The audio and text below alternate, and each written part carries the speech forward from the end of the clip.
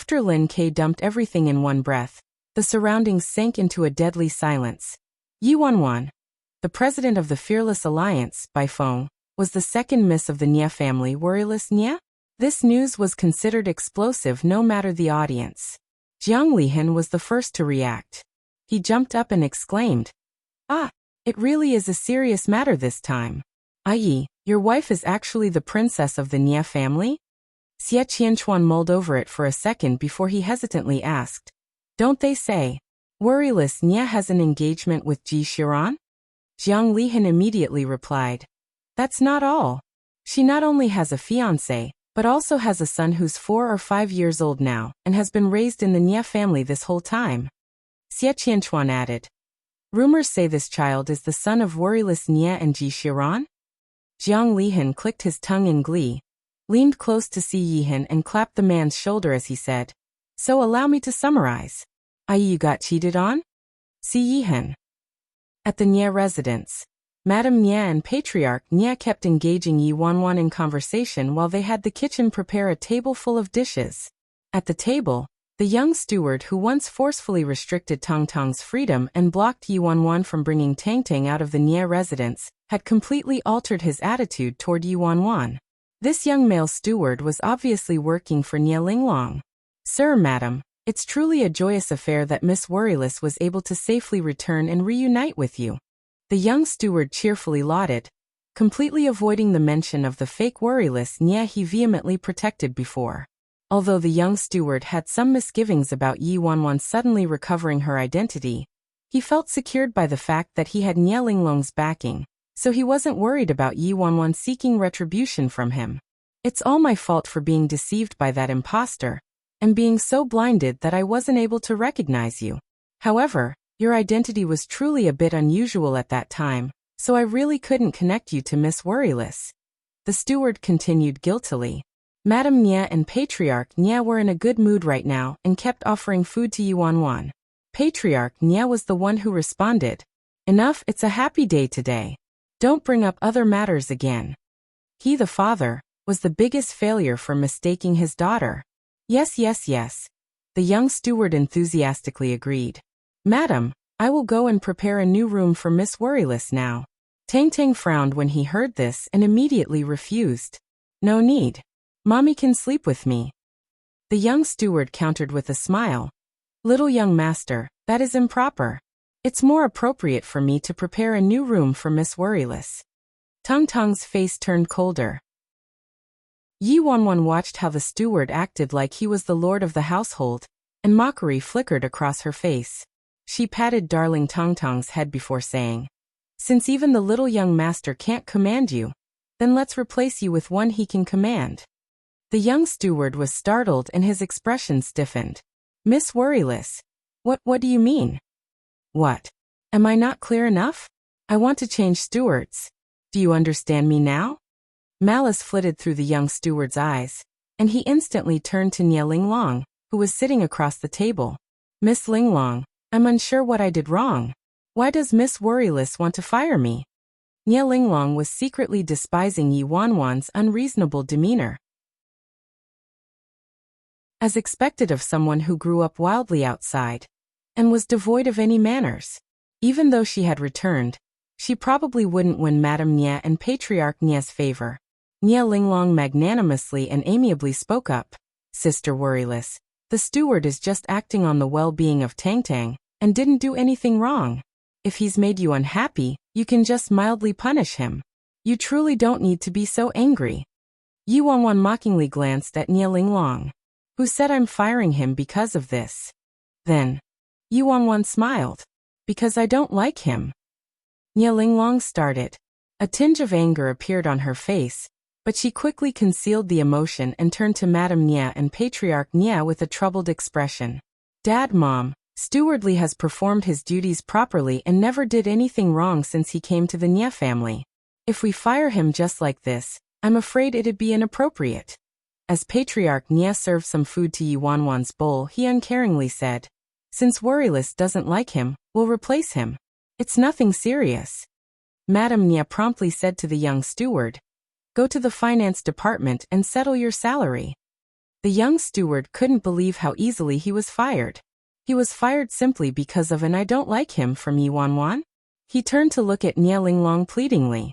Nie Linglong's pupils contracted. Previously, although Madame Nie and Patriarch Nie treated the impostor indulgently, they still had a limit. Who would have expected them to lose all principles when faced with the real worryless Nie? They obeyed and agreed with her every word basically. Anything she said would probably be useless under these circumstances, and might even provoke their ire. This interlude quickly concluded. Nie Linglong was unable to plead for leniency, and the young steward was fired directly. Madame Nie turned to Yi Wanwan. "Ah, worryless, don't be angry. Since you don't like this one, I'll go call a group of people here another day, and you can choose one you like." Yi Wanwan hugged Madame Nie by her arm and happily said, "Thank you, Mom." Although Yi Wanwan's actions contained some acting, her intimacy toward her real mother was earnest. She was able to win over even Si Yihin, so how could she possibly not win her real parents' favor? Today was Yi Wanwan's first time calling her Mom, and in such an intimate manner too. Madame Nie was wild with joy and a grin spread across her face. "Silly child. Why do you need to thank your mom? If there's anything else you want in the future, just tell me, okay?" Yes, I got it, Mom." The stern-faced Patriarch Nie also couldn't hold back and hastily said, "If you're bullied on the outside, come back here and tell Dad, all right? Dad will stand up for you." On the side, nameless Nie, who was neglected and only had a plate of plain vegetables in front of him, interjected, "I'm full." "Bye-bye. Can I keep eating this meal?" "Can I?" Patriarch Nie promptly rebuked, "Sit back down. Your sister is finally back, so where do you want to go party, huh?" Nameless Nie. "What you are doing is domestic abuse. Outright abuse." Due to her real parents' overenthusiasm, Yi Wanwan didn't get any free time, and she had to spend time with baby Tang Tang at night. Hence, it wasn't until the next morning that Yi Wanwan rushed to Azura's headquarters. However, she didn't see Si Yihin and ran into Jiang Yan, who bristled every time he saw her. Si Yihin probably knew she and Jiang Yan didn't get along, so he kept Lin Ke by his side most of the time lately while Jiang Yan stayed back guarding the headquarters. As soon as Jiang Yan saw her, he entered battle mode, prepared to defend his master's chastity. "Vixen, why are you here again?" He seriously never changes his lines. "Help me tell your lord that I have something to discuss with him."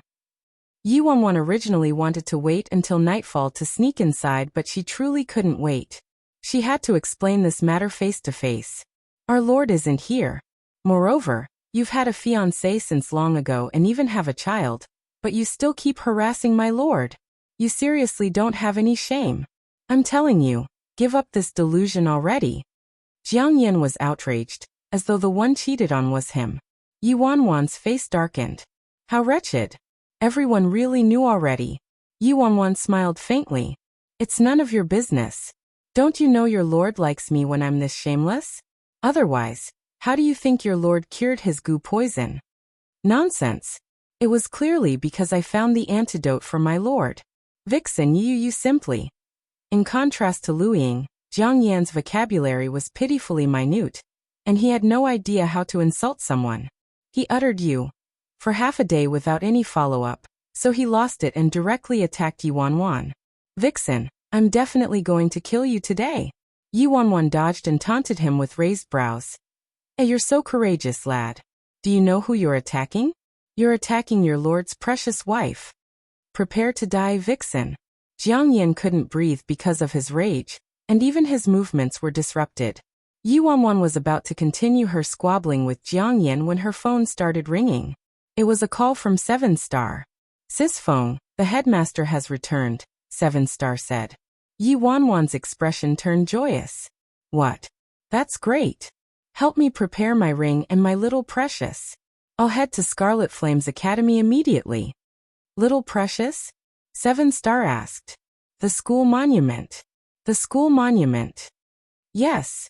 Yi Wanwan lost her desire to play with Jiang Yan the second she heard about the headmaster's return. Forget it. Since your lord isn't home, I won't keep playing with you. Bye-bye. You'll definitely have to obediently call me Madame Azura when I'm back." You Jiang Yin yelled. Yi Wanwan had run off already. She hastily rushed back to the Fearless Alliance and donned some makeup before bolting toward Scarlet Flame's academy with Emperor Ji's ring and Scarlet Flame's school monument in tow. She had thought about it. It would probably still be very difficult to explain herself if she sought out Si Yihan now. The best method right now was to recover her memory and prove that she was sincere toward him from the start, then bring the product of their love, Tang Tang, with her to see him and explain everything. Great. Perfect. Yi Wanwan returned to Scarlet Flame's academy in the shortest amount of time possible and submitted both missions. When Yi Wanwan handed over Emperor Ji's personal ring, the observing students were astonished. When she pulled off the red cloth and revealed the Scarlet Flame's academy monument she brought back, everyone was stupefied. This time no one made any sarcastic remarks. What did it mean for her to snatch back Scarlet Flame's academy's monument from the hands of Jiang Lihan? This was something that no one in the independent state was able to do. Moreover, this school monument represented the entire Scarlet Flame's academy. What Yi Wanwan obtained through this mission wasn't solely honor points, but actual honor. Damn. Wow. Jiang Lihan's kept a tight watch over this school monument in order to humiliate the headmaster. So how in the world did she do it? I really bow to her this time. This woman is seriously the devil. Yi Wanwan ignored the discussion and bolted off to find the old headmaster with her fresh out of the oven honor points. Bang. Yi Wanwan slammed the door open. The headmaster seemed to have known she would come and find him, so he was waiting in his office. Yi Wanwan plopped down on the chair in front of the desk as she said, "Sir Headmaster, I've gathered enough honor points." Nice, nice. The rising generation is truly to be reckoned with. The headmaster seemed to be in a good mood, and his face glowed with happiness. Yi Wanwan buoyantly responded, "Look, Sir Headmaster. This time, I've stolen back Scarlet Flame's Academy's school monument. This is such a great meritorious service. Shouldn't you gift me with a free hypnosis session?" "You little fox, you're rather cheeky. Agreeing to hypnotize you is already an exception to the rule. Every session costs 50,000 honor points, not a single point less. As for your merit, consider it as a payback of my generosity," the headmaster replied while combing his beard. Yi Wanwan ground her teeth, rendered speechless. This old fox was actually more shameless than her. He knew she was in a hurry to recover her memories, so he was basically extorting her to finish more missions, right? "If you're ready, let's begin." Yi Wanwan's focus was drawn away, and she impatiently lay down on the armchair. "Let's begin." Like before, the headmaster drew her into a hypnotized state. Yi Wanwan closed her eyes, and the world gradually dimmed to black. She felt like she was traversing through the endless corridor of time before her sight eventually broadened and brightened, light rushing into her vision. In the scene, a group of people were dining together, and Yi Wanwan saw many familiar faces, all people from the Fearless Alliance. "President, look, this is my grandson Fu Mingxi. That punk is bad at everything, but his looks are decent and his personality is docile and obedient, so I think you'd take a liking to him, President." Based on the speaker's appearance, he looked to be second elder. "Your grandson?" That's right, that's right. What do you think, President?" Yi Wanwan's expression turned absent-minded when she accepted the photo and took a look. Fu Mingxi's looks were indeed first class, but she'd journeyed north and south these past years, so she'd seen all varieties of beautiful men. What caught her attention was that Fu Mingxi's features actually held some similarities to a certain someone. Even though it was only vaguely similar, it still dazed her. Sensing hope, second elder hastily said, "If you don't mind him, I'll let him follow you after he graduates, President. After all, you know his roots, so you don't need to worry about his personality and character at all." "Sure." Yi Wanwan accepted. Second elder was elated with joy. "Great. Then we'll settle this engagement here." The memory ended at that spot. The hypnotized Yi Wanwan inexplicably felt an urge to spit up blood. Why the heck did she recall her dark history first in this third hypnosis session that she obtained after great ordeal? It really was her who directly agreed to the engagement with Fu Mingxi back then. Although she said it in an intoxicated state, it still came from her mouth without question. Seriously, how sinful. She was better off forgetting this memory right now. She didn't want to recall it. At the same time, she noticed that she seemed to have substituted herself in that mood. When she conversed with Second Elder, her feelings felt empty and she couldn't raise her spirits toward anything. She speculated that she must have been rejected by Ji Xiran not too long ago, and clearly still couldn't get over him yet, which was why she was dazed by Fu Mingxi's microscopic similarity to Ji Xiran. Before Yi Wanwan could mull over it, the scene changed to a grand and solemn-looking hall. Worryless, go there with the members of your fearless alliance. But Grandpa, what? You won't even listen to your grandpa's words now? Worryless doesn't dare. After a conversation with her grandpa, the scene changed again. Yi Wanwan realized she was very familiar with this new location.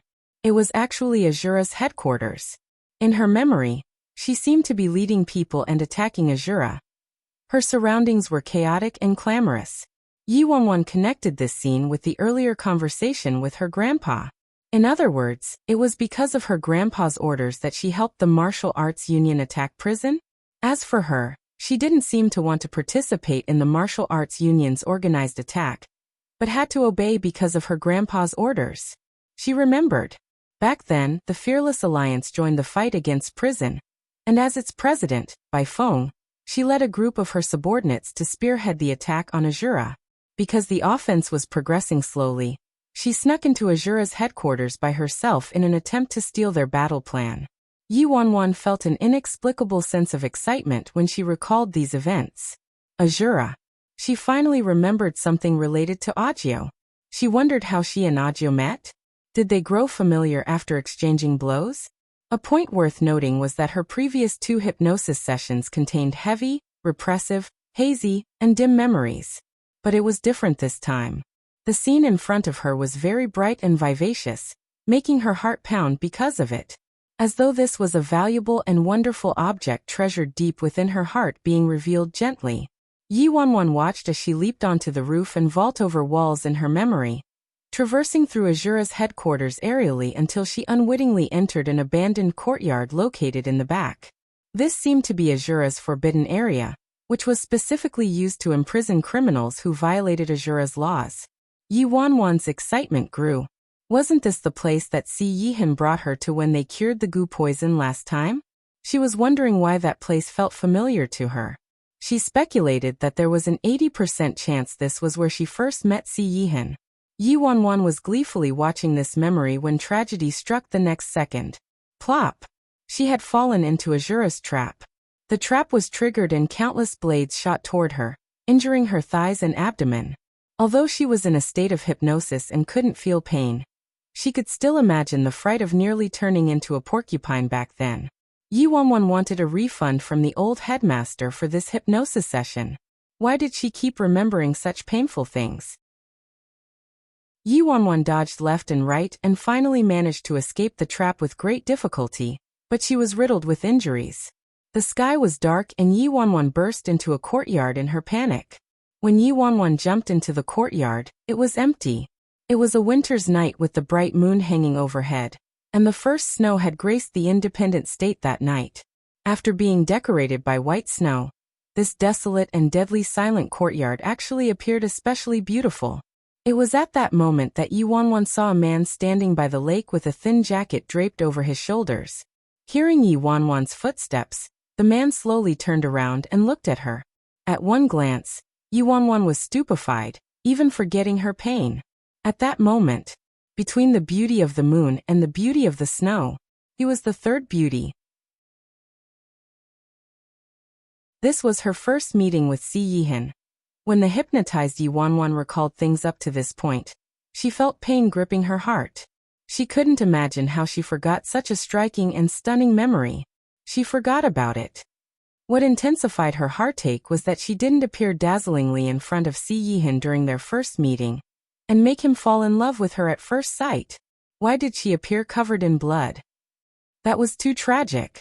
When the man detected someone had trespassed onto his territory, his originally harmless demeanor abruptly chilled.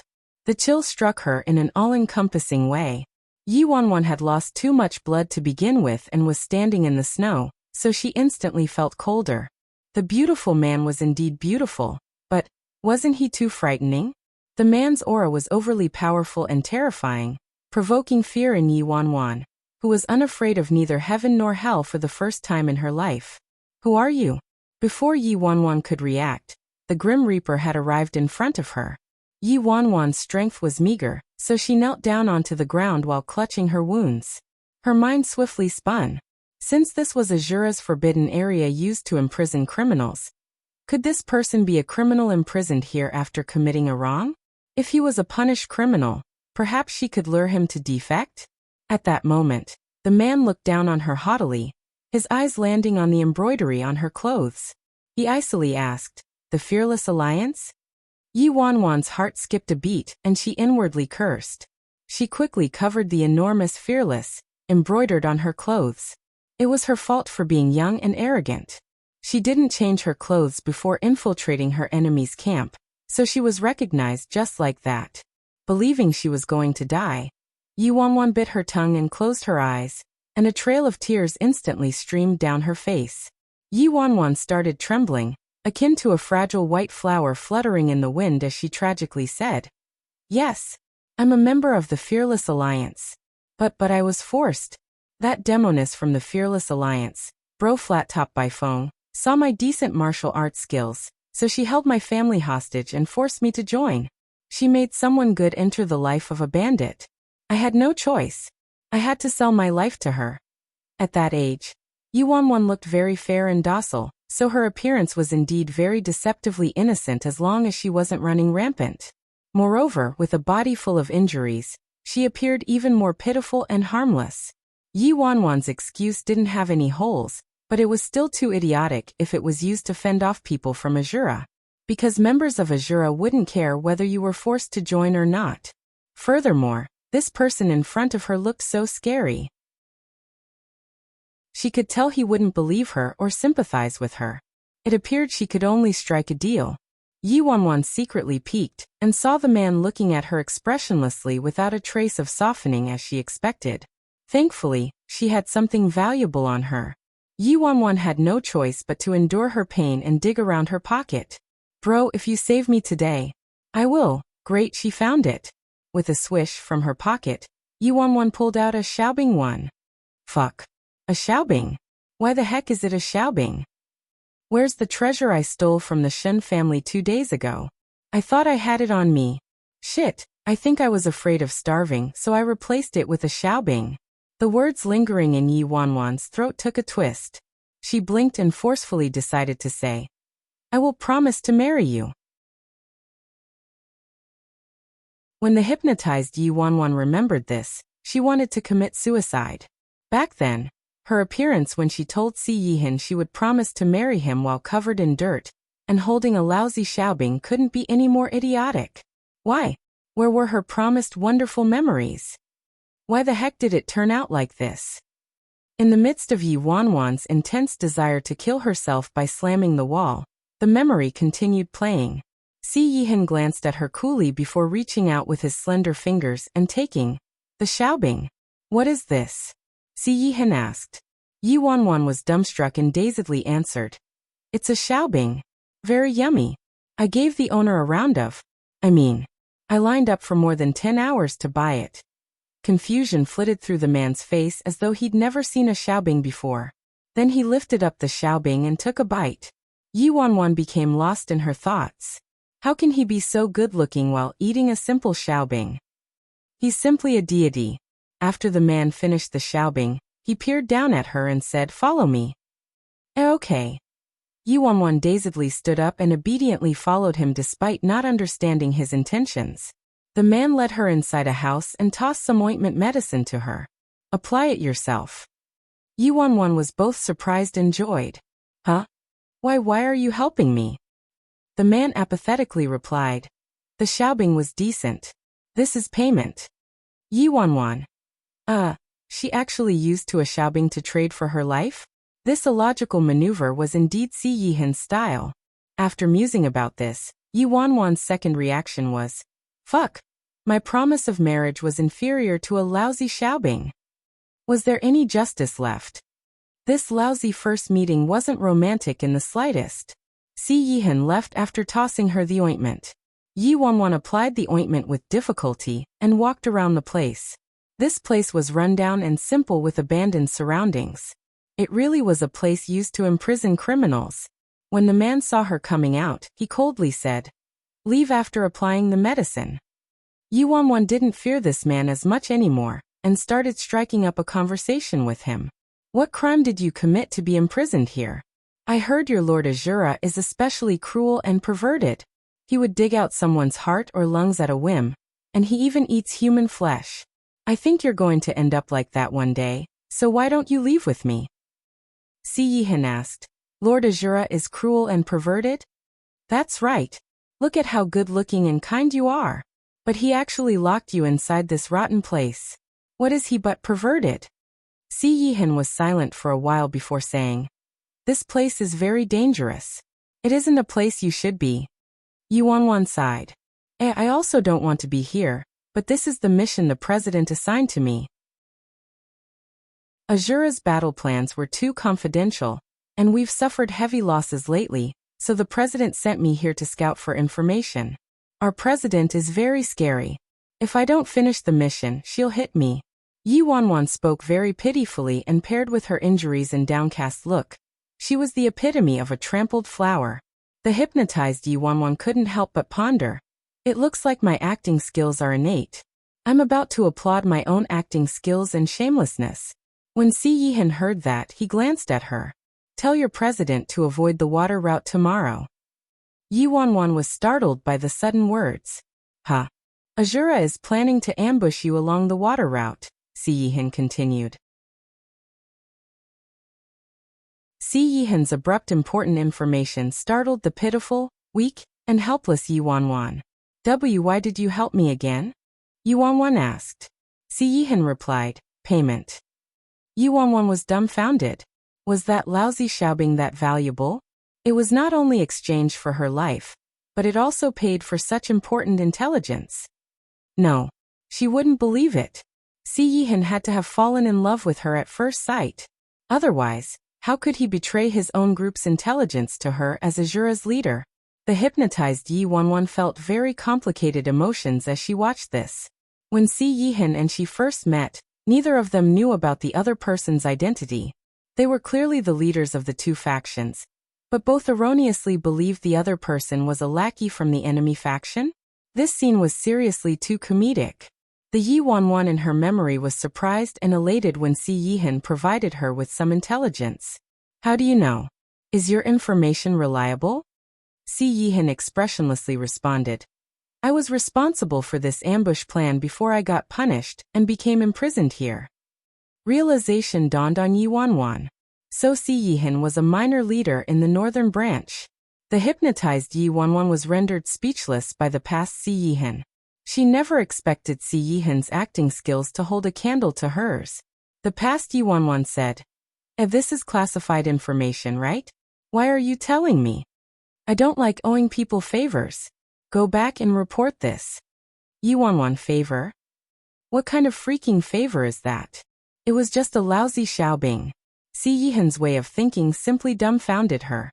Logically speaking, she was injured, and not only did he save her, but he also told her important classified information, so it was she who owed him a favor no matter what, right? So why were things completely reversed on his side? Yi Wanwan was simply flabbergasted by this logic. She blurted out while murmuring, "You not only saved me but also revealed important information to me just to prevent me from marrying you? Am I really ugly?"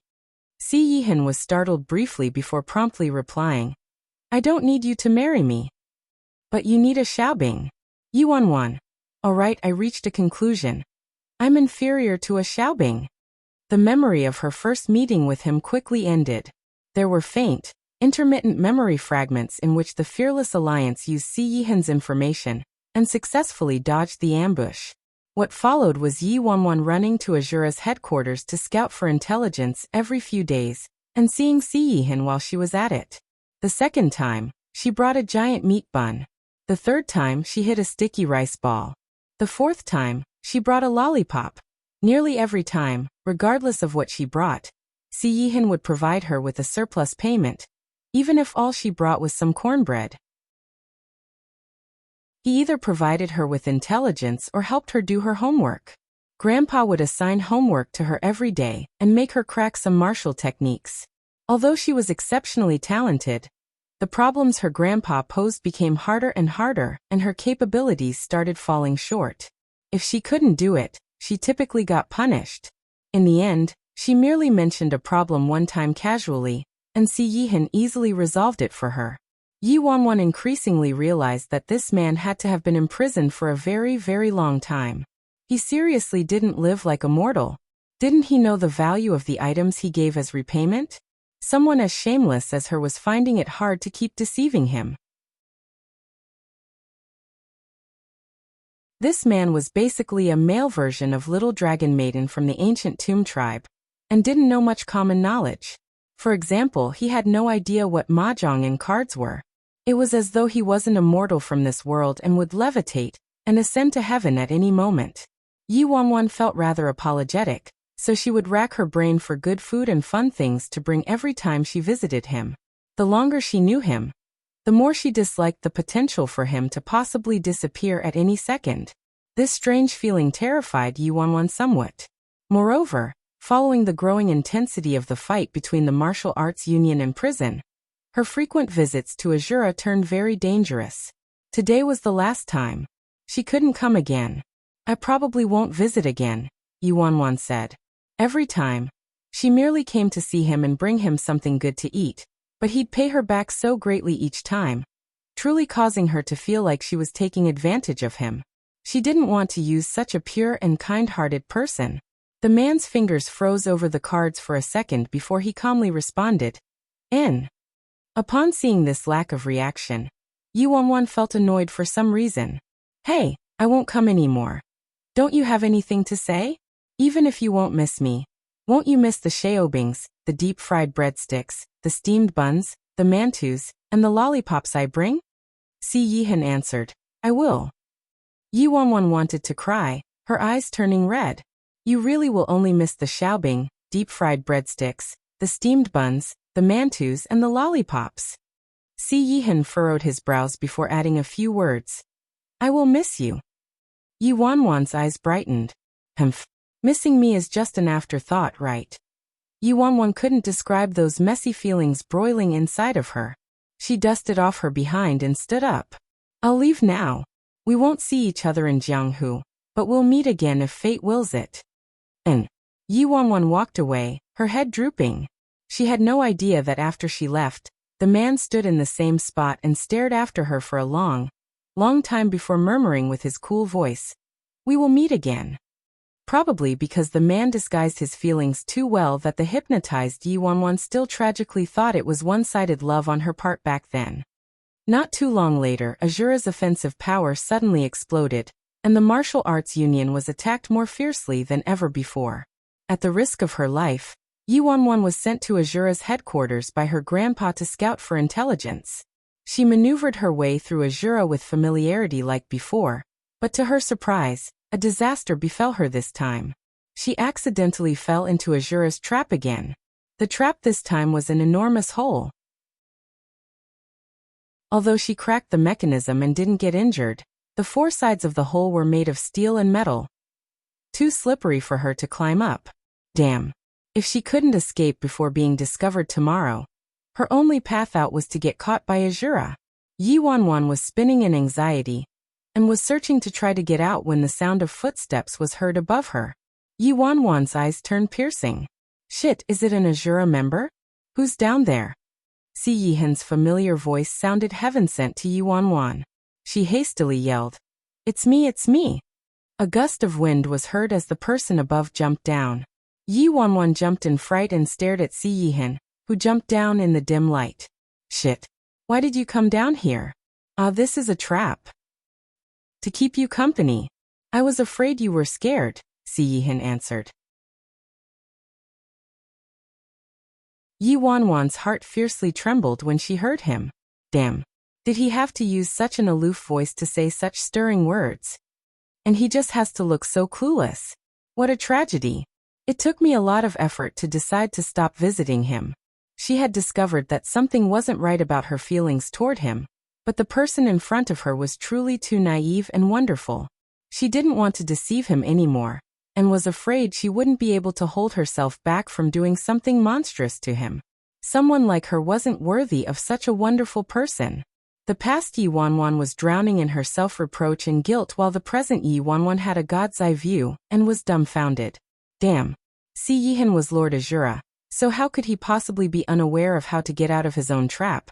Ha ha ha. Yet he purposefully didn't deactivate the trap, and stayed down there with her. In her hypnotized state, Yi Wanwan was watching this memory from a god's eye view, so she would have nearly been fooled by him if she didn't see this. Si Yihan. Absolutely. Freaking. Liked. Me. Yi Wanwan never expected that outwardly cold, but inwardly passionate man to have possessed ulterior motives toward her since then. Moreover, Si Yihan back then was a lot more well-spoken than he was now. Listen to his words. A casual line was enough to make her maiden's heart burst and beat wildly. In this memory, Yi Wanwan and Si Yihan were trapped for 3 whole days, but thankfully didn't starve to death since she had a habit of carrying food with her. It wasn't until the 3rd day that Yi Wanwan accidentally hit the on and off switch, and the duo managed to get out. The present Yi Wanwan nearly leaped up from too much excitement. Fuck. She was an utter innocent and cute girl back then.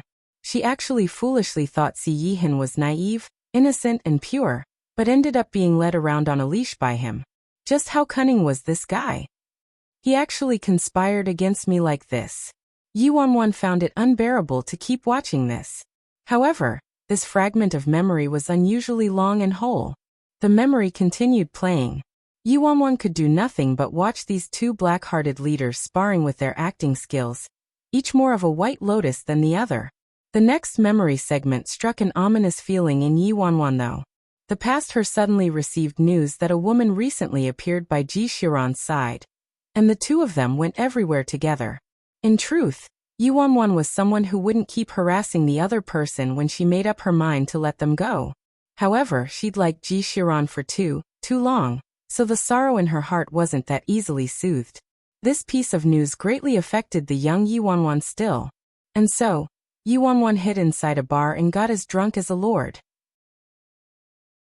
Once again, the present Yi Wanwan saw that Si Yihan came to this bar as well at some point in time and sat fairly close to her. Later, the drunken Yi Wanwan absolutely lost all inhibitions. Gee, aren't I good looking? Aren't I cute? Why don't you like me? I like you so much. Why don't you like me? Fuck your sister. Who wants to be your younger sister? No way. No way would I like someone else.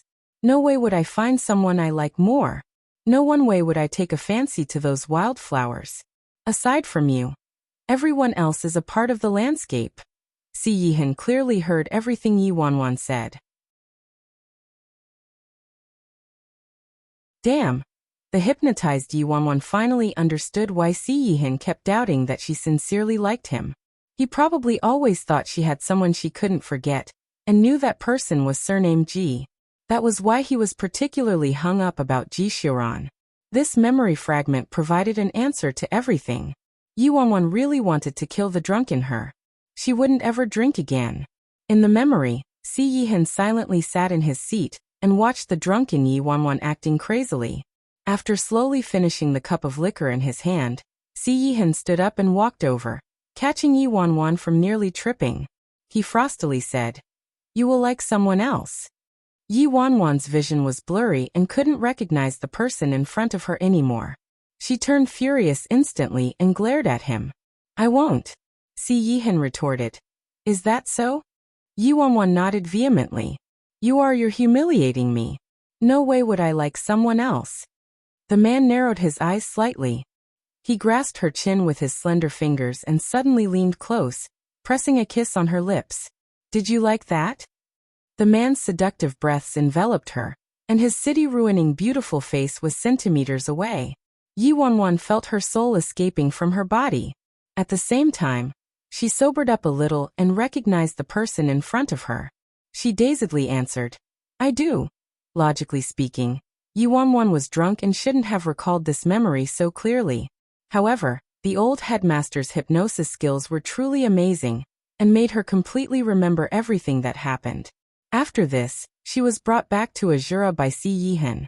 Si Yihan had no intention of taking advantage of her vulnerable state. Perhaps it was because Yi Wanwan didn't carry a xiaobing on her, so she wasn't too attractive. After settling her in the room, Si Yihan was prepared to leave. What followed was purely Yi Wanwan acting suicidal. Gorgeous. I'm quite good at fortune-telling. How about I read your palm for you? Yi Wanwan shot forward and blocked Si Yihan's path before grasping his hand, not allowing him to refuse. She touched his hand this way and that and carefully examined his palm. Gorgeous, your life is lacking me. Yi Wanwan's flirting methods were truly rather tacky and terrible, but she had no presence of mind to care about that in her anxiety. She suddenly felt an especially intense feeling of unease. Whether it was food or an object she liked, she absolutely had to hurry and eat it, or else she would lose it again. She kept trying to repress herself. She wanted to be a moral person and refrain from committing such an atrocious crime. But she really liked him. She might be drunk, but she felt more awake than ever before. This was the first time Yi Wanwan felt like this since Ji Xiran. She thought her heart would never pound like this for anyone else again. Si Yihan. Yi Wanwan redoubled her efforts. Also, do you know? You look especially similar to one of my relatives. Si Yihan retorted, is that so? Yi Wanwan said, yes. You look especially similar to my mom's son-in-law. The man's perpetually expressionless face actually revealed a hint of a smile. Do you say this to every wildflower? Yi Wanwan indignantly protested. Nonsense. You aren't some wildflower. The man stared at her deeply. I'm not. Of course you aren't a wildflower. You're the stars, the ocean. I like you. Yi Wanwan looked up, her clear and bright eyes staring at him with unusual seriousness. You, Si Yihan didn't expect her to say such a thing, and was completely dazed by the last 3 words. However, he thought of something and his entire person wilted rapidly. No one likes me, Si Yihan replied. Oh, how coincidental. My name is actually no one. Who am I? Yi Wanwan's mind was crisply clear. The world's kindest, purest, most wonderful gorgeous man in the world who's been imprisoned by a cruel and perverted devil. The air was silent. Si Yihan's faintly dangerous gaze unblinkingly locked onto her. Do you know what your words mean? What? Yi Wanwan asked. I mean I won't let you go. Yi Wanwan blinked, uncomprehending. Why would you let me go? After saying that, she pattered over and leaned her head back, looking up at him in a pitiful, feeble, and helpless manner. I brought so many xiaobings, so many buns, so many cornbreads, so many lollipops, but you still want to kick me out. You're too heartless. The moment Yi Wanwan finished speaking, she abruptly crashed down on the soft bed behind her. A second later, a heated kiss mixed with the taste of blood forcefully collided with the girl's lips, as though he wanted to crush her into pieces and melt her into his body. Yi Wanwan's brain started lacking oxygen, her head turning dizzy. I'm not an upright gentleman. The man panted as he covered her, encasing her with his shadow. He was akin to a beast who abruptly shredded his harmless appearance and revealed his fangs. Every tinge of his dark and frightening aura pouring out from every direction. Yi Wanwan's eyes brightened, and she cheerfully replied, That's great. I'm also not. I will tell you a secret. I'm actually the head of bandits. They all call me a demoness. We're definitely a perfect match. Si Yihan. The drunken girl acted like a completely different person, more passionate, brighter, and more magnetic. Yi Wanwan adamantly vowed. Don't worry. I will turn over a new leaf and turn into a good person. I will definitely like you wholeheartedly and treat you well. At the lack of response, Yi Wanwan frowned deeply and murmured to herself.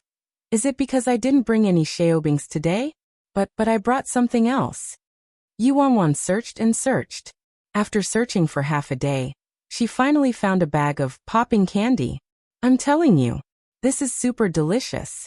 You absolutely haven't eaten them before. It will be an unprecedented experience. Yi Wanwan hyped it up extravagantly like a quack. After saying that, she immediately ripped open the packaging and handed some to Si Yihan. The present Yi Wanwan wanted to slam her head against a wall and kill herself. Why the heck did she act so idiotically in front of Si Yihan? She wanted to sleep with him using a mere bag of popping candy? What was she thinking? Keep dreaming. Perhaps she wasn't being hypnotized and was dreaming instead? Yi Wanwan was about to slam her head against a wall when she heard the past Si Yihan using his cello-like low and husky voice to answer. Okay. Si Yihan solemnly accepted the colorful bag from her and a long, lingering kiss landed promptly. Yi Wanwan. Back then she actually used one bag of popping candies to sleep with Si Yihan. She wouldn't believe it. The next morning, when Yi Wanwan woke up and saw the man lying next to her on the bed, she was stupefied. Their clothes littered the floor, the man's chest lay naked, and she tyrannically hugged the man's arm and threw her leg over his body. Why were things like this? Yi Wanwan felt like lightning and thunder had struck a clear day, and was utterly flabbergasted. When she smelled the alcohol reeking from her, she became more panicked. She was doomed. She finally committed a great crime. Yi Wanwan rolled over to the other side of the bed and scrambled up, hugging the comforter as she dumbfoundedly sat there with a head of disheveled hair. The man next to her seemed to have been awoken by the commotion, and his good-looking brows wrinkled before his eyes opened, turning toward her.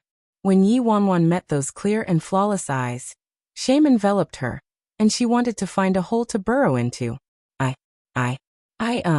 The normally witty and articulate Yi Wanwan couldn't utter a single word. Si Yihan rubbed his arm, which had turned numb under her, before sitting up. Since you're awake, you can leave. Yi Wanwan's heart chilled when she heard this. What do you mean? Although yesterday was an accident. I actually schemed for this for a long time. Blah. No, what I mean is, I'm serious. I also don't know what's wrong with me, but after getting to know you for so long, I seem to like being with you more and more. Although I said it was the last time many times, I still couldn't resist coming to see you in the end. I like you. Yi Wanwan said the 3 words, I like you again, in a sober state too. Si Yihan intently stared at her, as though he was afraid of missing a single word she spoke. After an unknown amount of time passed, Si Yihan finally said expressionlessly, We're not good together. The hypnotized Yi Wanwan fumed with rage. Damn. She nervously waited for a half a day and Si Yihan actually replied with a we're not good together. This rotten old codger was so evil. She was actually more angry at herself. Why was she so silly and didn't realize the truth? That seemingly immortal beauty was playing hard to get with you. Why did she keep thinking Si Yihan had a low EQ? Yes, he had a low EQ, but his IQ was freaking high. He could spin her in circles using his IQ alone. However, she was angry, but her heart contained more glee. It turned out she wasn't the only one in love this whole time. Thinking up to this point, Yi Wanwan's feelings swiftly swiveled from, this rotten old codger is so evil, to why is my baby so adorable?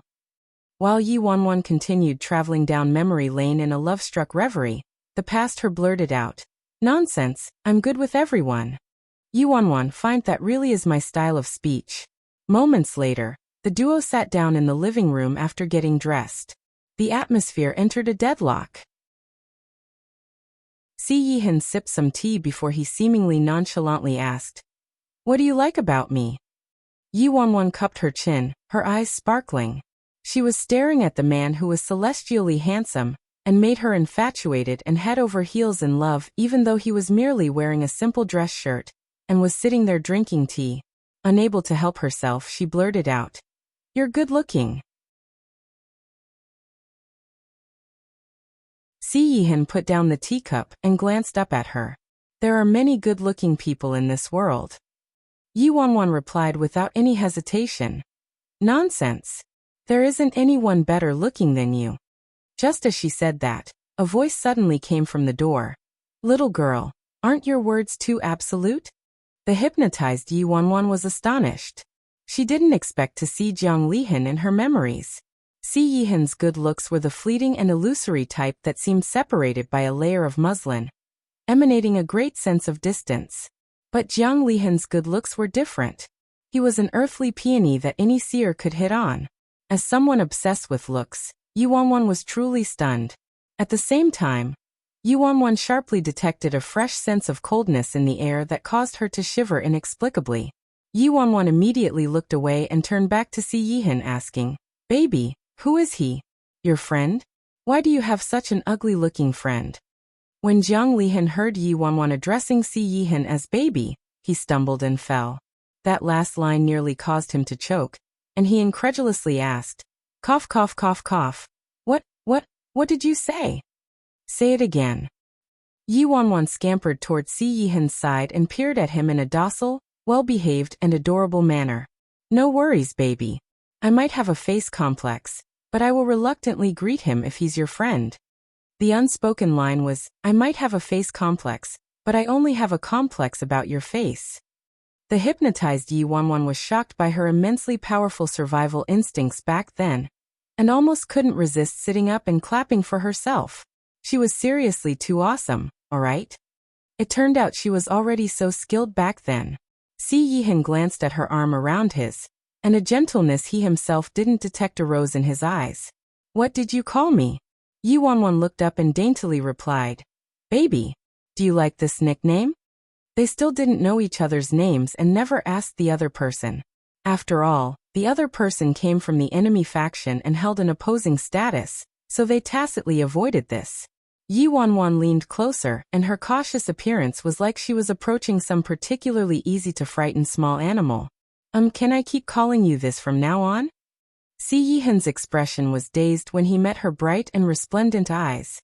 A moment later he expressionlessly responded, "It's just a nickname. As you please." Yu Wanwan was elated. "That's great. Then I'll call you baby from now on. You can call me darling." Yu Wanwan didn't have any sense of rejection, and cheerfully decided everything on her own. "Shit. My eyes." Jiang Lihan couldn't believe what he was seeing. Si Yihan glanced at the incredulous Jiang Lihan, the distaste in his eyes obvious. "Did you need something?" I was afraid you'd be bored, so I came to visit you. It looks like you probably won't need me." Si Yihan, "No need." Jiang Lihan, faced with his best friend's heartlessness, Jiang Lihan clutched his heavily wounded heart before saying to Yu Wanwan with a chuckle, "Little girl, your taste is very unique. You actually like this guy?" Yu Wanwan was very displeased by Jiang Lihan's words. "What about my taste, huh? My baby is gentle and wonderful and kind-hearted and pure. Moreover, he's a lotus flower who emerged unsoiled from the mud and cleansed of the world's evils. He's the best and nicest person in the world." Jiang Lihan was clearly startled and couldn't regain his wits for half a day. He looked at Si Yihan strangely. "He's gentle, wonderful, kind-hearted, pure? He's a nice person?" Yu Wanwan glared at him. "That's right. What about it? Hey, who the heck are you? Don't tell me you're someone sent by that pervert Lord Azura to torture my baby, right?" Hold on, what did you say? That pervert Lord Azura? Jiang Lihan looked like he was in a dream and blurted out, "Say, little girl, do you know he is?" Before Jiang Lihan could finish speaking, he sensed the gaze of death shooting toward and piercing him. And so, the second half of Jiang Lihan's sentence forcefully twisted from "He's the perverted Lord Azura you speak of" to "Yes, that's right. He's gentle and wonderful and kind-hearted and pure. He's absolutely a super nice person who emerged unsoiled from the mud." Jiang Lihan felt like he'd never uttered anything as dishonest as this in his life. That gaze of death finally retracted. Jiang Lihan cleared his throat before saying, Allow me to introduce myself. Actually, I'm a relative of the second aunt of the third aunt of the cousin of a hall master of a branch serving under hall master gang. I'm a gopher who runs errands at Heavenly Hatred Gang, and have known your baby for many years. We're good friends." Yu Wanwan nodded. "I see. Then allow me to also introduce myself. I'm the subordinate of the disciple of the Deputy Hall Master of the Northern Branch of the Fearless Alliance. However, it was that bastard demoness of the Fearless Alliance, Bro Flat Top, who forced me to join." The hypnotized Yu Wanwan sunk into deep speechlessness. What else could she say? She had to individually give Oscars to these 3 people. The following memory fragments were mainly comprised of her multitudinous ways of pursuing her husband, while Si Yihan rotated between hard-to-get schemes, beauty traps, and self-inflicted injury ruses. This romance seriously frustrated Yi Wanwan. Throughout their continuous interactions, Yi Wanwan gradually softened Si Yihan's attitude. Of course, from the present Yi Wanwan's viewpoint, Si Yihan was also slowly making her unable to extricate herself. At the same time, prison and the martial arts union were at a stalemate in their long battle, so they temporarily entered an armistice. Detecting opportune timing, Yi Wanwan finally exposed her fiendish fangs and launched her kidnapping plan. Baby, don't tell me you're planning to stay imprisoned in Azura for the rest of your life. Let's leave this place. Aside from here, I have nowhere else to go, Si Yihan replied. Yi Wanwan instantly refuted him. It's fine as long as I have somewhere to go. Leave with me. I've already taken care of my family, so I'm preparing to leave the Fearless Alliance. It's perfect. We can leave together. Si Yihan paused and concealed the light in his eyes before looking at her. Leave together? That's right. Yi Wanwan was worried he wouldn't understand, so she cleared her throat before explaining. Did I not speak clearly enough? Let me switch the wording. What I'm saying is, let's elope. Elope. Si Yihan's gaze wildly flickered. If you're doing all this because of that accident, it's unnecessary. Yi Wanwan self-righteously responded. Please. How could it be because of that? Am I someone who's only infatuated and covetous of your body? I like you all right. You aren't covetous? I'm still covetous. After saying that, Yi Wanwan coughed awkwardly. What's wrong with me coveting my man, huh? Besides, I didn't just covet you that one time. I'm going to covet you your whole life. Your whole life. Those were probably the 3 most perfect words in the world. You don't mind that I'm from Azura? Si Yihan asked, looking at her seriously. Yi Wanwan was blasé. What's there to worry about? You're just the minor leader of a branch. Not that perverted Lord Azura. Si Yihan. Anyway, we're both insignificant nobodies, so being enemies has nothing to do with us. Yi Wanwan fibbed without skipping a beat. It's unrelated. Lord Azura's bullshitting abilities obviously weren't weaker than Yi Wanwan's. Sensing promise, Yi Wanwan's eyes brightened. Right. Moreover, I've pursued you for so long. Don't you trust me yet? Seriously, the efforts I spent to chase you would be enough for me to build 10 fearless alliances. Of course, I'm willing even if you make me spend the efforts of building 10 Azuras. Si Yihan couldn't shift his eyes away from the blazing light in her eyes. Imperceptible contempt flitted through his eyes when he heard 10 Azuras. Even 10 Azuras couldn't compare to a photon of the light in her eyes. I can consider it, Si Yihan finally responded. Yi Wanwan's head drooped instantly. How long will you take to consider it? If he was going to consider it for a decade, wouldn't she turn into a wilted flower from waiting? Don't you like to eat xiaobing? I recently found a chef who specializes in making xiaobing, so I've mastered the art. I can make it for you every day at home from now on. Si Yihan, sure. He clearly knew she probably wouldn't care as much after winning over all of him, but he still couldn't reject her. Let's leave together, and your whole life. Yi Wanwan. Yi Wanwan finally realized what Si Yihan said after half a day. What? What did you just say? You agreed? Just because she learned how to make xiaobing? If she had known this earlier, would she have pursued him so strenuously? She should have just outrightly sent him a card of xiaobing every day. If that happened, perhaps she would have won him over ages ago. Didn't you say you needed to consider it? Yes, I finished considering. Yi Wanwan. Are you sure this isn't because of the xiaobing? Yi Wanwan and Si Yihan found a very beautiful and secluded location and settled there, isolating themselves from all the turmoils of the outside world. And so, the duo's reclusive life began. She had never felt that relaxed and happy.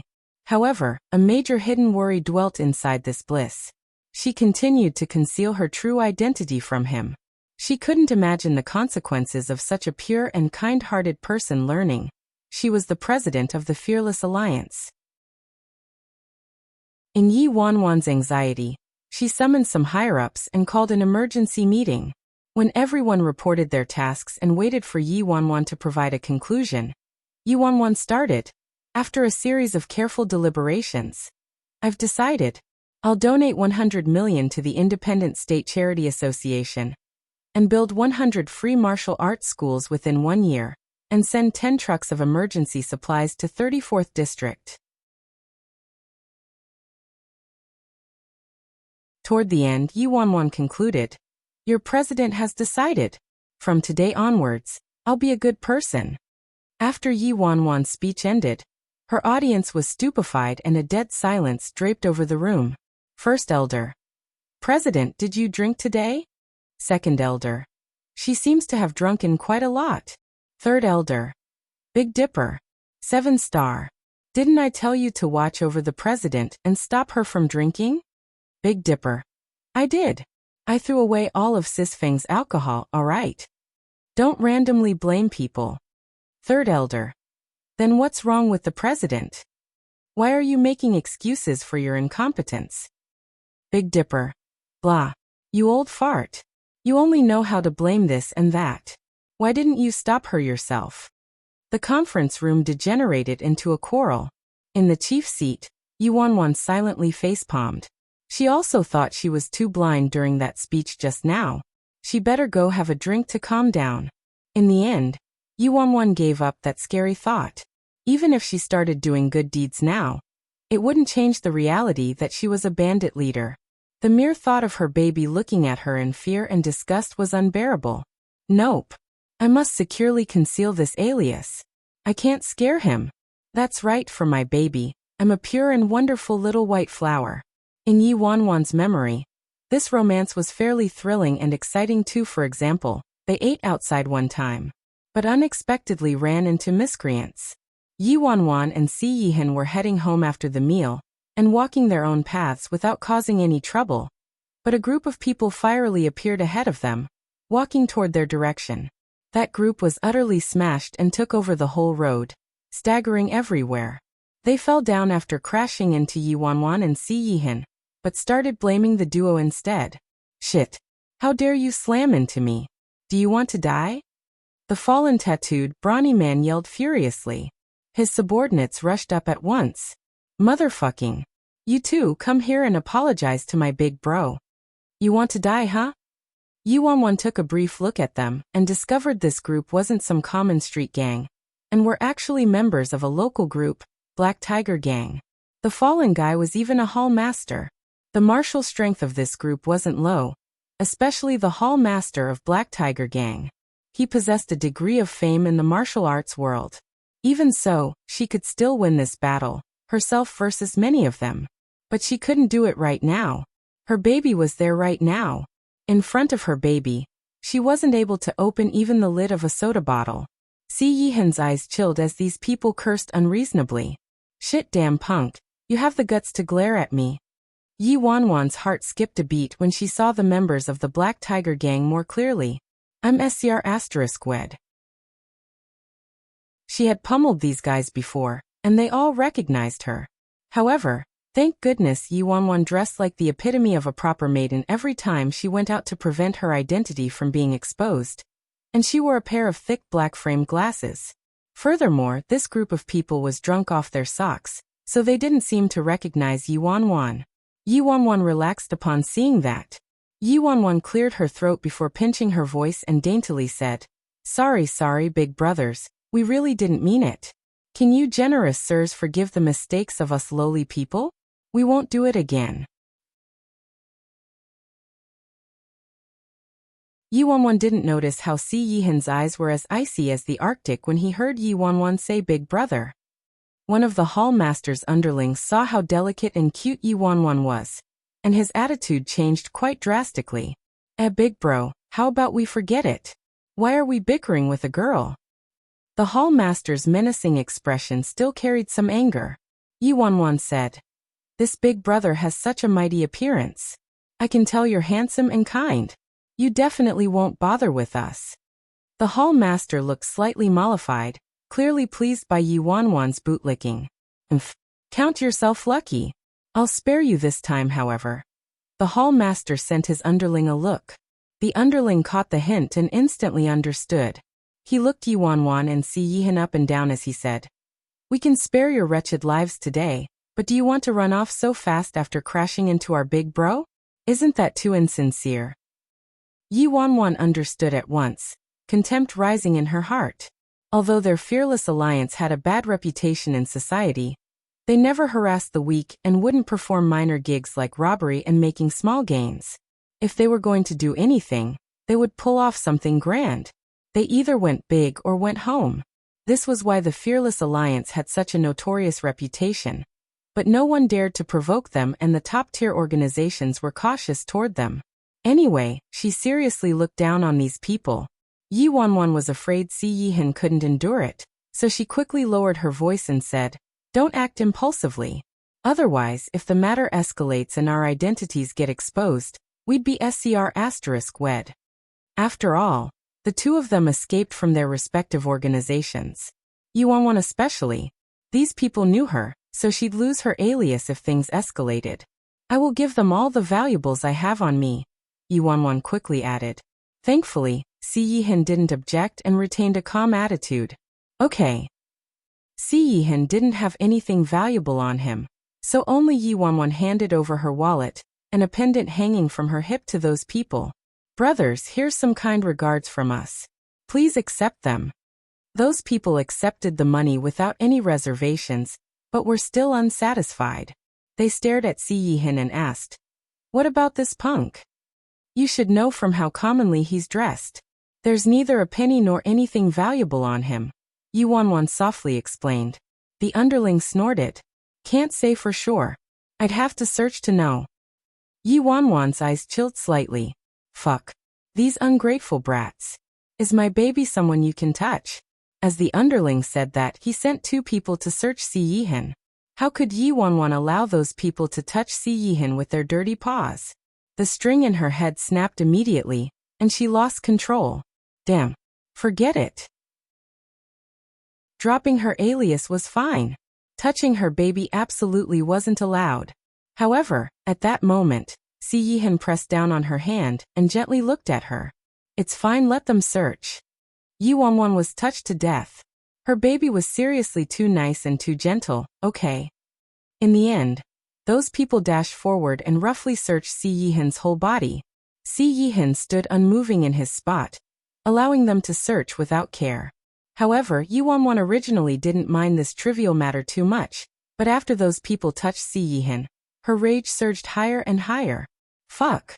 Black Tiger Gang is it? You're freaking dead meat. After they left, Yi Wanwan was still beside herself with anger. I'm so mad. Those people. They're merely a motley crew, so there's no need to bother with them. Since they wanted money, we could just give it to them. Safety first, Si Yihan calmly said before instructing her. You've separated yourself from the Fearless Alliance now, so you have to act more low profile from now on, and avoid getting into conflicts with people easily. Yi Wanwan grumbled. You're too nice and too sweet-tempered, baby. Then to maintain her character, she instantly added, but you're right, baby. There's no need to bother with them. It's only by repaying evil with good that we can accumulate karmic rewards. Otherwise, when will an eye for an eye end? And the present Yi Wanwan didn't know how to comment on this duo's conversation. One was a bandit leader, and the other was one of prison's three major heads. Didn't their consciences hurt when they said things like acting low profile and repaying evil with good? She didn't believe she'd forgive them that easily back then. The memory continued. As expected, that night, Yi Wanwan left her secluded home and sneakily made her way to the group from Black Tiger Gang. Ha ha ha, that girlie just now had a nice figure actually, and a sweet voice too. That's right, that's right. She rather knew how to talk, and her voice was like an oriole's. We should have kept her. But the damn punk next to her had such a menacing look. He's probably not someone to be offended. TCH, there's someone our third bro doesn't dare to offend in this territory? That's true, ha ha ha ha. Big bro, if you like her, we can go and help you snatch her. Yi Wanwan had a piece of dog's tail grass in her mouth as she squatted on the side of the road, and happened to hear voices from that drunken group. They seemed to be discussing her. Yi Wanwan spat out the grass from her mouth and languidly sauntered out from the bushes. Were you all looking for me? Yi Wanwan asked. When the group from Black Tiger Gang saw Yi Wanwan, they were astonished but quickly became excited. Isn't it that girly? Why did you come looking for us yourself? What? Did you take a fancy to our big bro? Ha ha ha ha. The group rolled with laughter, suggestive expressions on their faces. Yi Wanwan sneered. I have limited patience. Who's the blind guy who touched my man earlier? Come out here now. Yi Wanwan's drastic change in attitude caused their expressions to change. Damn bitch, what did you say? Are you suicidal? Suicidal? True, you're rather suicidal. Yi Wanwan retorted. Damn. Little slut, I think you. One of the men charged toward her as he shouted that, but a loud bang rang out before he could finish speaking, and the man was kicked into the air like a sandbag. Damn. This bitch knows some moves. No wonder she's so arrogant. Come. Attack her. Yi Wanwan rotated her wrists before bolting forward like a flash of lightning, taking care of the other people before apprehending the two men who body-searched Si Yihan, and ferociously beat them. Finally, Yi Wanwan nonchalantly started strolling toward the hall master from Black Tiger Gang. The hall master looked at his fallen underlings, enraged. Little bitch, you're quite gutsy. Which group are you with? Declare your name. How dare you provoke the Black Tiger Gang? Yi Wanwan slapped off the dust on her, and raised her brows. My name. These underlings were all experts in Black Tiger Gang, but were taken care of in under 10 minutes by this woman like she was chopping lettuce. He clearly saw how extremely vicious and bone-chilling her attacks were too. There wasn't anyone who wasn't familiar with the Black Tiger Gang in this territory, who was suicidal enough to provoke them. The hall master was instantly enraged. Do you know who I am? I'm the hall master of Black Tiger Gang, Feng Kuan. Declare your name if you have the guts. I'm definitely going to decimate your gang. Yi Wanwan chuckled lightly. Sure. I'll welcome all of you to visit any time. Our front door is always open for you all. After saying this, Yi Wanwan languidly pulled off the black-framed glasses from her face with one hand. At the same time, her other hand tossed aside the pink ribbon tying her hair, loosening the delicate hairstyle she had done by a hairstylist. Her long, black hair flowed down. Paired with the girl's emotionless and chilly eyes, this scene struck terror into its watchers. Under the moonlight, the girl was very pretty, but this scene was scarier than seeing Rakshasa. BBA by phone. The hall master hastily staggered back when he recognized the person in front of him, landing butt first on the ground. How is this possible? How could that dainty girl be bro flat top by phone? Black Tiger Gang would never forget this face. Back then, she was tormented once because he suicidally clashed with the Fearless Alliance, so he was no stranger to Bai Feng's face. They merely couldn't recognize her at all in her previous attire. Feng Kuan scurried toward Yi Wanwan and plopped down in front of her on his knees. Grandfather, I'm sorry. Boss Bai, we were blind to not have recognized your esteemed self. I didn't expect you to secretly visit my lousy place incognito. Please forgive me for my mistake, sir. Please make allowances for me. The other underlings were flabbergasted from their terror, and quickly threw themselves at Yi Wanwan's feet, bawling and sobbing as they kowtowed. Boss Bai, spare me. Spare me, bunch of blind things. Hurry and return Boss Bai's items to her. Feng Kuan kicked them. The frightened, dumbstruck underlings reverently returned the objects they robbed in haste. What? Didn't you want to pay a visit to my Fearless Alliance? No need. These people didn't dare to act insolently in front of this demoness, and woeful howling enveloped the scene. Who would have expected they would be blind enough to run into bro flat top hitting on a man in female clothes? They even disturbed her appetite and touched her prey. Weren't they suicidal? Several days later, Yi Wanwan originally planned to secretly teach the Black Tiger Gang a lesson. To her surprise, they provoked someone unknown and got completely annihilated. Baby, did you know? The Black Tiger Gang, who made trouble with us last time, got completely annihilated by someone.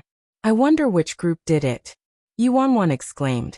Si Yihan's expression remained unchanged. Really? Yuanwan nodded. Yes. I heard the news outside just now. Baby, it appears virtue really has its rewards, and evil its retribution. Justice eventually defeats evil. Si Yihan replied. Yes, there are still mostly good people in this world. That's right, that's right. The hypnotized Yuanwan stood in silent tribute for the Black Tiger Gang for 1 second. She didn't need to ask to know the culprit was Si Yihan. This Black Tiger Gang was rather unlucky, and managed to offend the bosses of the Fearless Alliance and Azura in one go. At this point in her memories, Yuanwan and Si Yihan basically behaved like an old couple. They normally lived like recluses inside the courtyard, playing instruments or chess games or preparing some tea. They even grew a pond of water lilies and raised several cranes, spending their days fairly leisurely and freely. To match her elegant and noble baby, she even seriously learned to play the zither and go, learned calligraphy and painting, and would pronounce her words carefully like a writer in everyday conversation. This caused the guys from the Fearless Alliance to live in terror every day, and they stayed far away from her in fear, thinking she was drinking heavily again. One day, the worried Yuanwan furtively probed, baby, let me ask you a question. Si Yihan. What is it? Yuanwan carefully picked her words. What are your thoughts on the president of the Fearless Alliance, Bro Flat Top? Why are you asking this? Si Yihan couldn't figure out why she suddenly asked this question. Yuanwan offhandedly replied, I'm just curious and randomly asking. What kind of person do you think Bai Feng is? Si Yihan's face turned stern as he ordered. This person is very dangerous, so stay far away from her. Don't participate in the Fearless Alliance's fights anymore. When Yuanwan heard Si Yihan's opinion, her heart plunged down to the earth, chilled. Very dangerous, very dangerous. Wah, I'm actually not dangerous at all. I'm very soft and cute. Si Yihan sensed something was amiss after a second, and Yuanwan quickly regained her composure. Ahem, don't worry, don't worry. Of course I know. I've broken all ties with the Fearless Alliance already. We made a clean break and absolutely won't have any more dealings with them again. I also definitely won't come into contact with that demoness. And, I have another question. Yuanwan finally relaxed when Si Yihan didn't seem to suspect anything. She took a deep breath before making up her mind and continuing. Baby, since the first time I met you, it feels like I'm always forcing you. Do you rather dislike me? In truth, if you really don't like me, you don't have to force yourself. Si Yihan was startled and his scorching gaze turned toward her as he slowly asked, Why do you think I'm forcing myself? Yuanwan blinked and dazedly answered, didn't you only come with me because of the Xiaobing? Back then you also only saved me because of some Xiaobing. Later, because I gave you a bag of popping candy. That night, you agreed and said yes. The more Yuanwan spoke, the more depressed she became. Who would have expected her love rival to be Xiaobing? Oh right, there was also steamed buns, mantus, cornbreads, and popping candies. Si Yihan looked at her with a complicated expression. That's what you think. Yuanwan blinked. That's right. Actually, I've been wanting to ask you, why do you like Xiaobing and popping candy so much? I was actually completely drunk back then. I completely didn't expect to exchange a bag of popping candy with you. Yet you agreed to stay with me. You're so good but so clueless and don't know anything. I don't want to deceive you or use you. You're free now, so you can eat anything and do anything you want. If you like the food I gave you, you can buy those items anywhere. They're not rare objects. Si Yihan's fingers froze around the black chess piece he held. Do you want to know why? Yuanwan vehemently nodded. Yes, I do. Si Yihan placed down the chess piece and casually replied. Because no matter what you use to trade with me, I will say yes. Yuanwan's mind crashed at once. Huh. The hypnotized Yuanwan was love-struck by this sweetness. It appeared a certain someone's sweet-talking had been so convoluted eons ago. Memories played in her mind like a carousel lantern, and this time, Her memories were very fluid and microscopic to the most minor detail, showing just how important and memorable this segment of her past was to her. Perhaps she could recover all of her memory this time? However, just as Yi Wanwan thought that, when she entered the martial arts union again and conversed with her grandpa, an intense pain pierced her mind. Her grandpa's blurry figure started flickering, and the contents of her conversation with her grandpa escaped her mind. The harder she tried to recall it, the more intense the pain was. Yi Wanwan had a faint feeling that this portion of her memories was probably buried the deepest. It was also the source of her gut-wrenching agony and desire to forget everything. This hypnosis session lasted longer than the previous 2 times. When Yi Wanwan woke up, it was nighttime already. Such a long series of memories actually only took a little over half a day. The sharp pain in her mind caused Yi Wanwan to abruptly roll up from the chair, sweat soaking her forehead. "You're awake." The headmaster was combing his beard as he looked at Yi Wanwan on the chair with a satisfied expression. This hypnosis session lasted the longest, meaning the effects were decent. Yi Wanwan wiped off some sweat, her expression still dazed as she hadn't returned to the present yet. A moment later, she nodded with a tinge of pity. "I thought I'd be able to remember everything this time." She hadn't recalled darling Tang Tang and the matter she cared most about yet. The headmaster said, his tone heavy. "Little girl, you mustn't be so greedy in life. If you recalled everything all at once, your mind wouldn't be able to handle it." Yi Wanwan sat up properly and mulled over it. Being able to remember her romantic journey with Si Yihan was already the greatest reward. These honor points were well spent. "Sir Headmaster, thanks. I'll come find you again next time." Yi Wanwan then tried to bargain with a grin. "Look, Sir Headmaster, I've visited you so many times already. Can't you give me a discount?" The headmaster sternly glared at her. "I can cut your legs." "Ahem, sorry for bothering you." Yi Wanwan secretly called him petty before swiftly leaving. She was rather lucky and had a fairly successful hypnosis session, so the trouble with Si Yihan should finally be resolved without a problem. However, Yi Wanwan had no idea that the world outside had turned upside down already. The baby in her memories who turned her into a love-struck teenage girl had entirely entered a crazed state. At the hot springs resort, Si Yihan's expression instantly turned empty. "She is worryless, nya. Ahem. Why yes." Lin Ke trembled in fear when faced with his 9th brother's expression. Since Si Yihan's current state was too scary, Jiang Lihan also didn't dare to continue running his mouth off. In the end, he couldn't endure this frightening pressure, and tried to make a joke before fleeing. "Actually, being deceived is nothing. Being cheated on is also nothing major. It's no big deal. Think positively." "Ayi, don't feel too sad. There are plenty more fish in the sea." Xie Qianchuan coughed awkwardly and furtively comforted him before hastily bolting as well.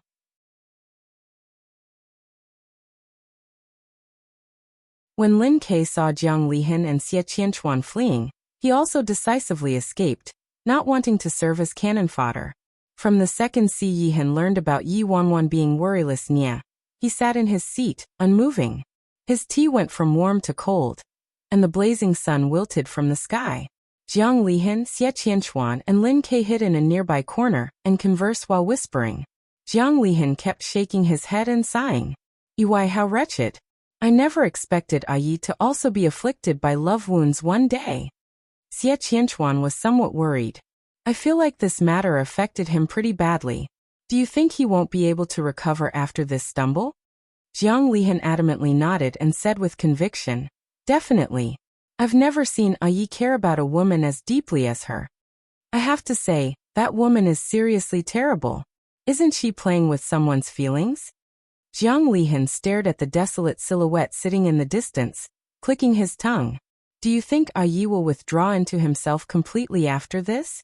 Lin Ke was also incredibly worried and anxiously said, "Stop gossiping. 9th brother broke up, so you should at least go up and comfort him." Jiang Lihan agreed. "You're right. He does need to be comforted. Look at how he's sat there the whole afternoon without moving. He must be so broken-hearted." The trio was discussing how they should comfort a certain person's wounded spirit when the statue-like Si Yihan slowly stood up all of a sudden. When Si Yihan turned around and the night breeze passed by him, the trio involuntarily shivered. And ninth brother, are you okay? Where are you going? Lin Ke asked with a stutter. Si Yihan peered down and fixed the cuffs on his black suit. His hoarse voice was cool like the frost of late autumn. The Nia residence. Lin Ke was startled, unable to react. Ji go to the Nia residence? Why are we going there? Si Yihan looked up after tidying his cuffs. His originally calm and aloof eyes were scarlet red, seeming to billow with a violent storm. He quietly and nonchalantly said, "Inform Jiang Yan. Dispatch all men within 15 minutes." Jiang Lihan and Xie Qianchuan jolted in fright. Si Yihan had restrained his personality a lot after coming back, as though he was a different person.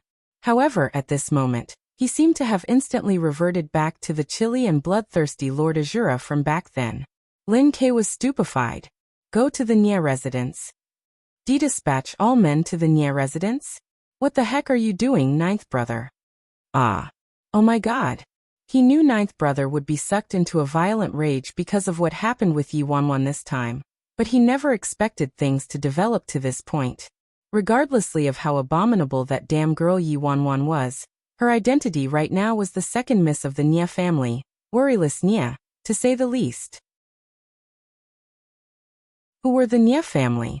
They were the leader of the independent state's 4 great clans. Seeking trouble with the Nia family meant a world war. Xie Qianchuan and Jiang Lihan were also stunned. What? No way, right, Ayi? You want to attack the Nia family? Jiang Lihan was flabbergasted. Xie Qianchuan frowned slightly. Ayi, calm down. This matter requires careful deliberation. Before they could continue, Si Yihan had walked away and disappeared into the night. Xie Qianchuan and Jiang Lihan stood in their spots, blankly staring at each other. Afflicted by love wounds? Unable to recover after this stumble? It was all nonsense. They actually forgot how frightening this guy's innate nature was. On the other side, after leaving the headmaster's office, Yi Wanwan planned to seek out Si Yihan immediately. However, she accidentally overheard a conversation as she walked through the campus. These are troubling times. The independent state will probably enter chaos. What do you mean? You don't know yet. Azura and the Nia family started fighting. Damn. Azura and the Nia family started fighting? This explosive? Seriously? What's going on? Yi Wanwan stomped on the brakes, thinking she heard wrong. After carefully thinking it though, wasn't this normal? The independent state was disordered. Today, several groups disliked each other and got into spats. Tomorrow they riled each other up more and got into bigger fights. Fighting occurred nearly every day, so this wasn't news. It was just Azura and the Nia family fighting today, no? Wait. Azura. The Nia family? What? Azura and the Nia family started fighting? Yi Wanwan finally regained her wits and stood dumbfounded in her spot. Freaking. Why did my man start fighting with my family? Isn't this friendly fire? Family fighting family? Besides, Tang Tang is still freaking home. Several other students surrounded the speaking student. The student continued. Of course it's true. Don't forget what my specialty is. This is first-hand news I scouted. It happened just today. Right now, the Nia residence has been tightly beleaguered by members of Azura. Nia family's other forces are all rushing there, and nameless Nia's mercenary teams are in full attendance. A war will be triggered at any moment. That mercenary seemed to be adept at scouting for information, so the people around him all believed him when they heard how vividly he described things. They started loudly arguing, each person talking over the others. Damn, each member from nameless Nia's team is more demented than the next. Are you serious? The Nia family aren't so easily trifled with. Furthermore, the Nia family and Azura have always minded their own business without any interactions or business relations. As long as there wasn't some conflict in profits, top-tier factions like Azura and the Nia family absolutely wouldn't start fighting. That's right. It's normal for common factions to starting fighting, but Azura and the Nia family? As soon as they wage war, it'd be a case of pulling one hair and the whole body moves. Countless factions in the independent state would get dragged in. Faced with everyone's doubtful gazes, the speaker turned urgent. Shit, I swear. If I'm lying to you, I'll kill himself and you can make me eat shit. Azura really encircled the Nia residence. I'm a beast if I'm lying to you, alright? When they heard that, everyone's doubts finally dissipated. It appeared Azura and the Nia family really got into a conflict. However, what was the reason? Ever since Azura rolled back from the dust, haven't they been too arrogant? Where did they get the nerve to attack the Nia family? They're the leader of the independent state's 4 great clans. Azura also isn't weak, alright? I don't think it will be a piece of cake for the Nia family this time. No matter how strong they are, they still can't provoke the Nia family. Barring the Ling family, the Nia, Shen, and Ji families are birds of a feather. The Nia family especially has intricate relationships in the independent state. Forget about Azura, but even the martial arts union wouldn't dare to easily harm a hair on the Nia family. Isn't Azura too gutsy? But Azura is one of Prison's core factions. This is a war between a dragon and a tiger.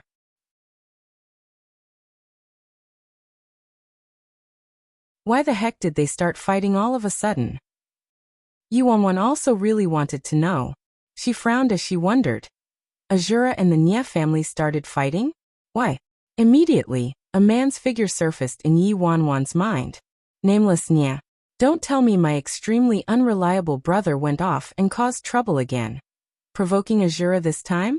However, after some careful consideration, Yi Wanwan realized that with his explosive temper, Nameless Nia would have charged into Azura's headquarters and started fighting with them on the spot if he got into a dispute with them.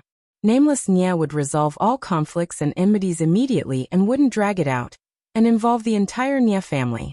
Azura was too irrational this time. They can provoke anyone, but they just had to provoke the Nia family. That's right, amongst the 4 great clans, the prickliest rose is the Shen family and the second is the Nia family. Especially since the Nia family has Nameless Nia. Nameless Nia's name was placed alongside Piece of Shits back then. People said only the eldest young master of the Nia family could prove a match for Piece of Shit in the entire independent state. Why did Azura provoke someone like this? Indeed, eldest young master Nia was once called undefeated fighter in the independent state. That's the past. The current eldest young master Nia swindles people all day long and values money more than his life. I think that if the Nia family is about to be annihilated, he'd only think about how he could grab some money from the Nia residents and escape. Yuanwan felt her head swelling while listening to them. Did they have some misunderstanding about Nameless Nia? Did they really know Nameless Nia?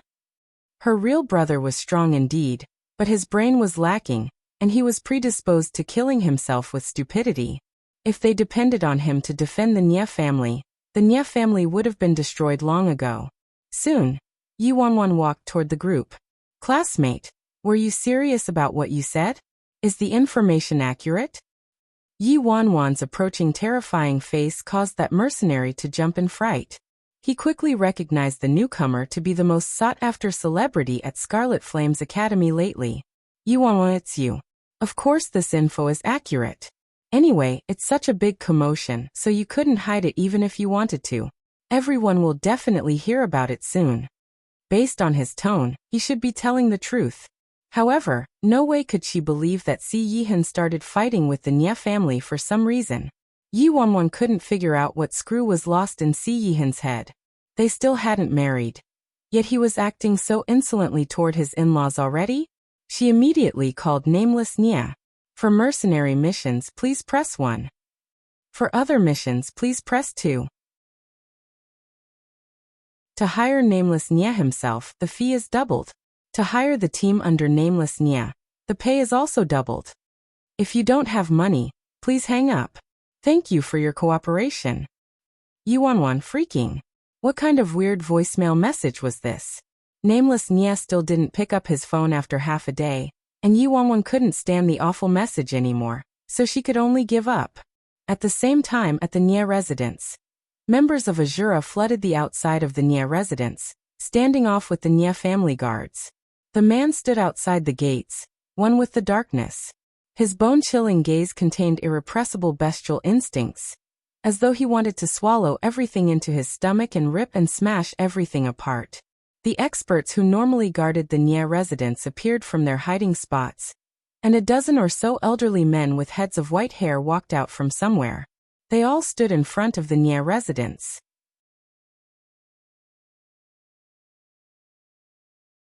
These elderly men weren't young, but their spirit and energy were shockingly vibrant.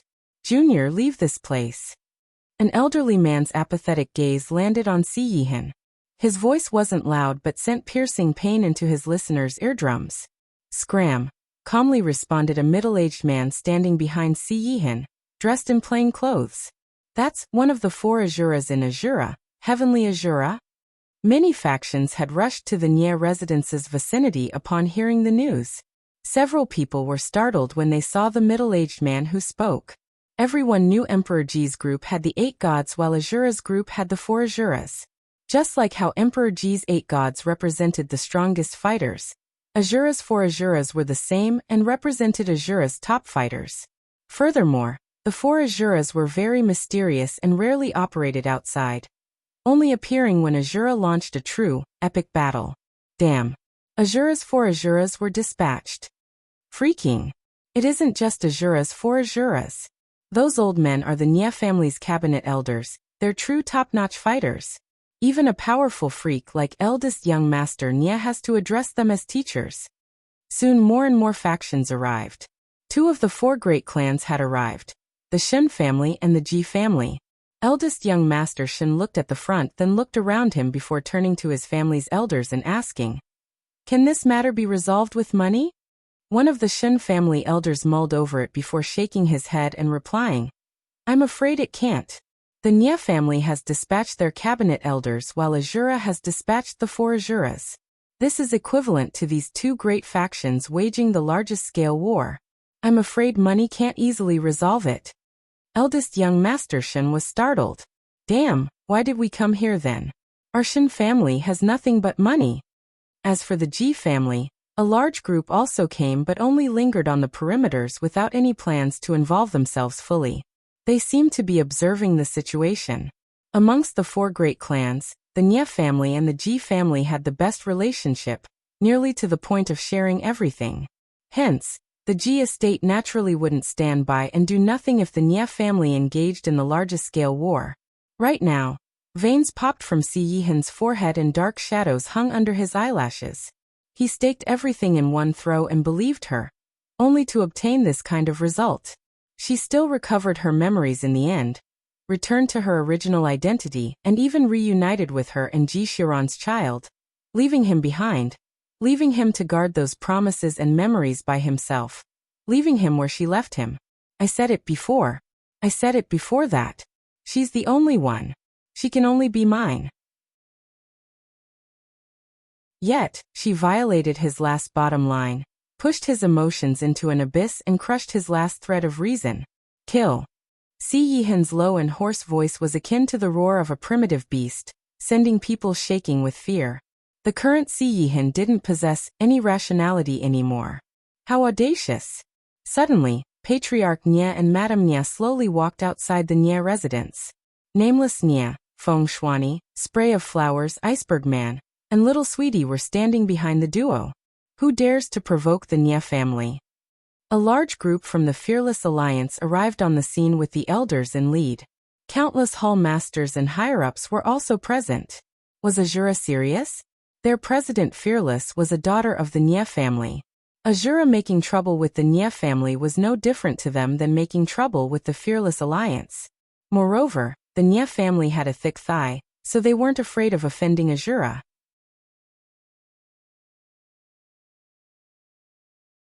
The black-suited Lord Azura coldly swept his eyes across everyone. His torrential aura was like that of a tyrant, and made people unwilling to approach. Next to Si Yihan was the extremely enigmatic 4 Azuras of Azura, while behind him was Lin Ke, Jiang Yan, and many experts from Azura. Don't act rashly. People from prison's other 2 core factions, Heavenly Hatred and Slaughter's Gate, are nearby, a higher-up from the Ji family warned quietly. Both Patriarch Nye and Madame Nye's expressions turned terrible instantly. An overpowering scent of gunpowder permeated the air. as though blood would wash the earth and war could ensue at a moment's notice. Patriarch Nye snorted. Lord Azura is quite mighty and impressive. You actually dared to move against my Nye family? In contrast to Patriarch Nye, Madame Nye was slightly calmer. For some reason, she felt like Lord Azura looked familiar. Madame Nye said, "May I ask what Lord Azura intended by invading the Nye residence with such a parade? If you don't provide a reason today, you won't be able to leave unharmed despite being Azura. Hand over the person to me." Bloody veins covered Si Yihan's eyes, and his low and hoarse voice sounded like a nightmare. "Are you joking with me? You came to the Nye residence to demand a person." Patriarch Nye shouted harshly. This Lord Azura came running to their doorstep so malevolently, and demanded a person immediately. He was seriously too arrogant. Madame Nye looked at Si Yihan in confusion. "You want someone? Who?" As Madame Nye asked that, she glanced at her son standing behind her. This punk didn't get into some trouble on the outside again, right? As soon as nameless Nye saw his mom's gaze, he knew what she was thinking. He bewilderedly protested. "It has nothing to do with me, all right? Why are you looking at me? I haven't had any jobs recently and have been staying home all day long, not even leaving the house once. Why are you blaming me? How come I don't get rewarded for anything good, but get blamed for everything bad? It's too awful." Patriarch Nye lowered his voice and snapped. "If it has anything to do with you, I'm going to give you a one-way ticket out of this house with a kick." Si Yihan's eyes didn't bear a trace of warmth, and the hidden mania in them could destroy the last of his control at any moment. He icily replied, "Worryless Nye." Patriarch Nye and Madame Nye were both startled. Madame Nye repeated, "Worryless?" Nameless Nye jumped up instantly and yelled, See? I told you it wasn't me. Look at what your good daughter has done." Patriarch Nye's face was darker than ink. "Lord Azura, the Nye family and Azura have always stayed in our own lanes. However, you came here in provocation today and spoke impetuously, wanting to harm my daughter. Aren't you overly conceited?" Sharing a bitter hatred for a common enemy, Madame Nye also questioned, "What do you think the Nye residence is? Do you think a member of my Nye family can be taken by you merely because you want it? If you hand worryless Nye to me, you live. You don't, you die." Si Yihan's bone-chilling gaze brushed over everyone as though he was a venomous snake lying in wait, sending everyone shivering. Big Dipper leaned close to 7-Star and Third Elder's ears and said, it's over.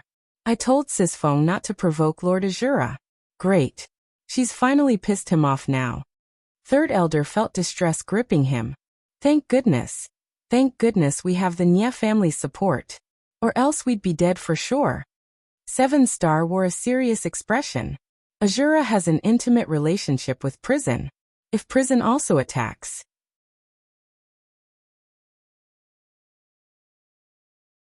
The man was akin to an eternally frozen glacier, and his indescribable aura sent people shaking with fear. Azura's reputation rang far and wide as one of prison's 3 core factions, and everyone had heard of Lord Azura.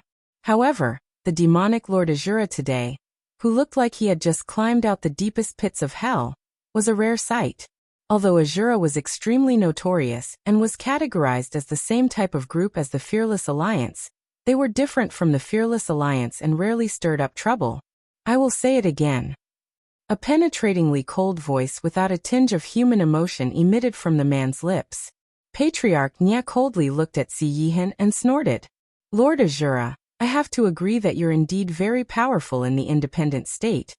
But I'm afraid you've mistaken something." "Oh." Si Yihan's apathetic gaze landed on Patriarch Nye. For example, this is the Nye residence, not someplace where Azura can do whatever they want." Patriarch Nye replied mockingly. There had never been any faction who dared to come to the Nye family and demand someone while presenting this attitude and posture. Moreover, they wanted his precious daughter. Even if the 3 core factions of prison came together today, they shouldn't bother thinking about taking anyone from their Nye family. "So you won't hand her over, is that it?" Si Yihan's icy eyes didn't contain a ripple of human emotion. It was as though the man in front of them wasn't human, and was instead a fearsome primitive beast that acted solely according to their likes and instincts. Forget about taking my daughter away today, Lord Azura. Even if you wanted a cat or dog from my Nia family, I'm afraid you would fail. Madame Nia's face gradually chilled. Madame Nia originally thought perhaps Lord Azura had some misunderstanding with their Nia family, but it appeared that wasn't the case. If someone unimportant truly provoked Azura, and they privately discussed it, giving each other the necessary respect, the Nia family could hand over the person. However, Azura pompously encircled the Nia residence and made demands in front of the entire independent state. In this kind of situation, even if it was a stray cat or dog, Azura shouldn't dream about taking it away, let alone a nobody. Why the big fuss? Just call Worryless back here and see if there's been some misunderstanding, Nameless Nia suggested with a grin. Madame Nia and Patriarch both fiercely glared at him simultaneously. Why are you looking at me? What if there's a misunderstanding? Nameless Nia grumbled. What should we do if there isn't a misunderstanding? Taoist devotee asked Nameless Nia with curiosity. If there isn't a misunderstanding, then we can only count Azura unlucky. Nameless Nia replied seriously. Enough rubbish. The middle-aged man standing next to Si Yihan shouted. Hand her over, and the battle will cease. Refuse and blood will purge the grounds. Before Patriarch Nia could reply, Tang Tang slowly walked out of the house. Little ancestor, why did you run out here? Nameless Nia hastily walked toward the boy. Go back, go back. Don't cause trouble for Uncle. Can't you see Uncle is preparing to fight? Move over, Uncle. Tang Tang shot Nameless Nia a look. Nameless Nia reflexively moved to the side, but quickly regained his wits. He was this little ancestor's uncle, so why did he listen to Tang Tang? Shouldn't the situation be reversed?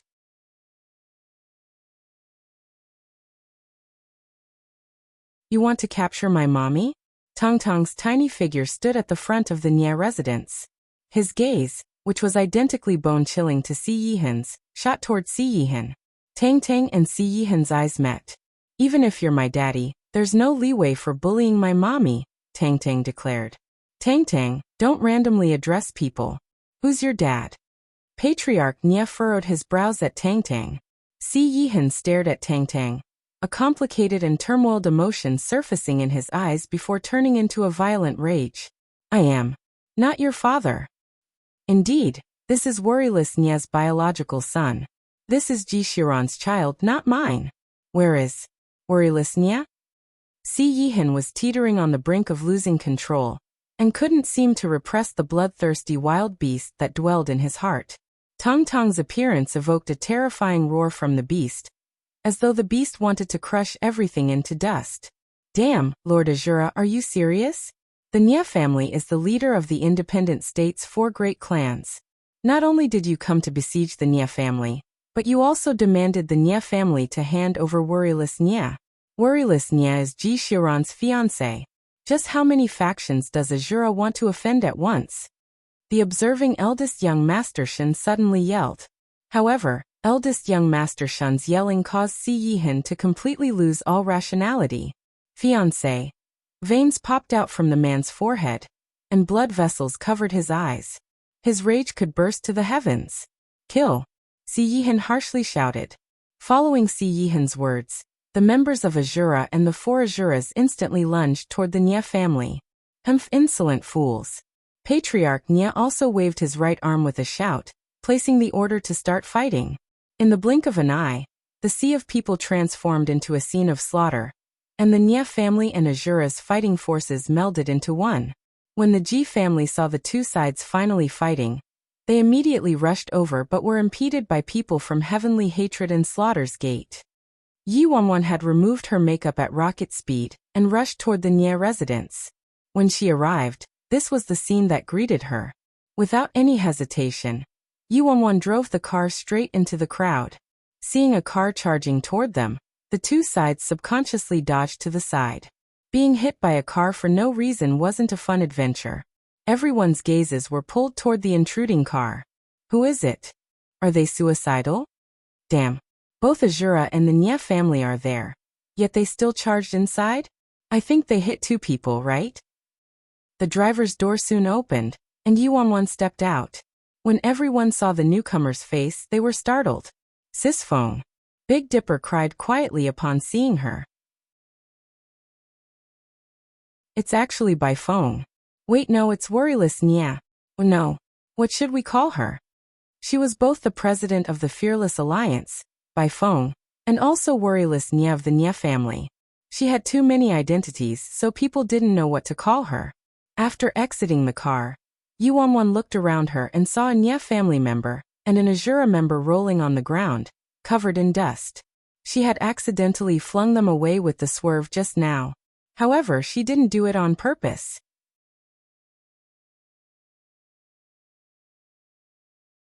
Miss Worryless, you can hit Azura's people, but I'm from the Nya family. Why did you also hit me? The Nya family member who was swept back by Yi Wanwan's swerve soon stood up with a limp and looked at Yi Wanwan with an aggrieved expression. Yi Wanwan was embarrassed. I didn't want to hit a single person, alright? Why's he blaming me when he didn't run when a car came and got hit? A strange expression surfaced on everyone's faces when Yi Wanwan appeared. Azura had come with such fanfare to capture her. No one expected Worryless Nya to suddenly appear when the Nya family and Azura were seconds into their fight. Mommy, Tong Tong's dark eyes shone when he saw Yi Wanwan. He instantly sprinted toward Yi Wanwan and hugged her leg. Good Tang Tang. Mommy's here. Yi Wanwan felt her heart melting at the sight of her little darling. Worryless, come here quickly. Patriarch Nya shouted. What's happening, Dad? Yi Wanwan looked at Patriarch Nya, bewildered. What is happening? Patriarch Nya was more baffled than Yi Wanwan because of her question. How would he know what happened? Lord Azura came here for her. Patriarch Nya previously thought that his precious daughter probably provoked Azura on the outside, but Worryless Nya was now asking him what happened. Before Patriarch Nya could respond, Yi Wanwan turned to face Si Yihan. Have you gone mad? The Nya family was her family. Patriarch Nya and Madame Nya were her parents, and Tang Tang was her and Si Yihan's son. What did Si Yihan intend to do? Seriously attack the Nya family? Did jealousy take over his brain? What was he thinking? Si Yihan first looked at Yi Wanwan before surveying Tang Tang, who was in her arms. A mere glance caused the raging aura around Si Yihan to become more frightening, as though he wanted to swallow all of Yi Wanwan. This was Yi Wanwan's first time seeing this gaze coming from Si Yihan, and it really jolted her in fright. Why was this man so unhinged? Take her away, Si Yihan ordered. He gave her a chance, countless chances. He told her they were unsuitable since she still had that man in her heart, but she denied it, and, since he had to go to hell, then everyone should go to hell with him. Yi Wanwan looked at Si Yihan with exasperation. If he wanted to take her away, he just needed to call her. Why did he come so pompously to the Nya family to steal her? Her brows slightly furrowed. Just what in the world was he thinking? Could it be because she was Worryless Nya? Because she was Ji Shiran's fiancée? Or because he thought Tang Tang was Ji Shiran's son? How ridiculous. How does Tang Tang resemble Ji Shiran? Is he blind? Can't he tell Tang Tang is his son? One of the four Azuras made to grab Yi Wanwan and Tang Tang. Junior, you're audacious. A cabinet elder from the Nya family shot forward instantly. However, the cabinet elder was too slow. Patriarch Nya had reached Yi Wanwan already and swung his hand to force Azura back. Dad, don't fight. Yi Wanwan said to Patriarch Nya, who was protecting her. Worryless, no need to worry. Forget about Azura. Even if the Heavenly Emperor came here himself today, he wouldn't be able to take you away. Patriarch Nya promised as he looked back at her. Yi Wanwan.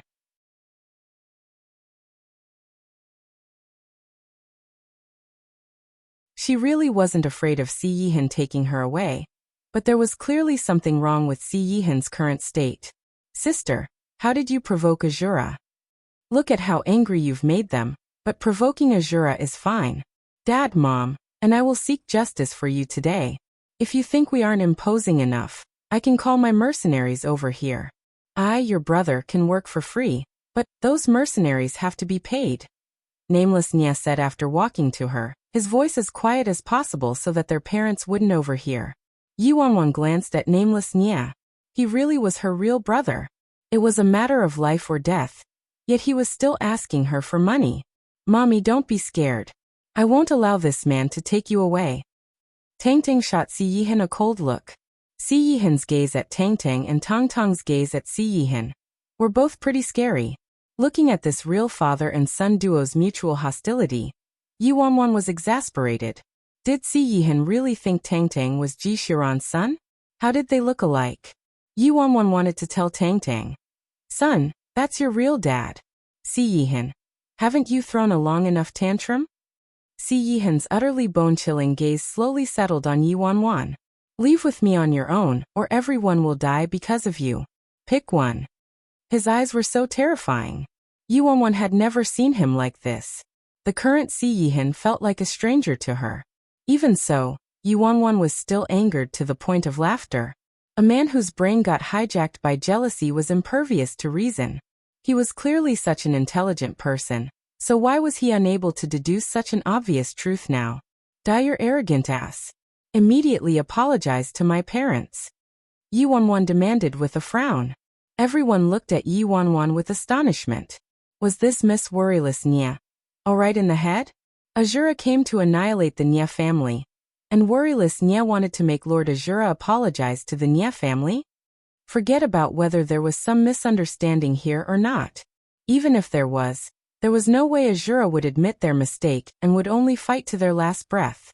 The members of Azura all burst into laughter, and contempt brimmed from the four Azura's eyes especially.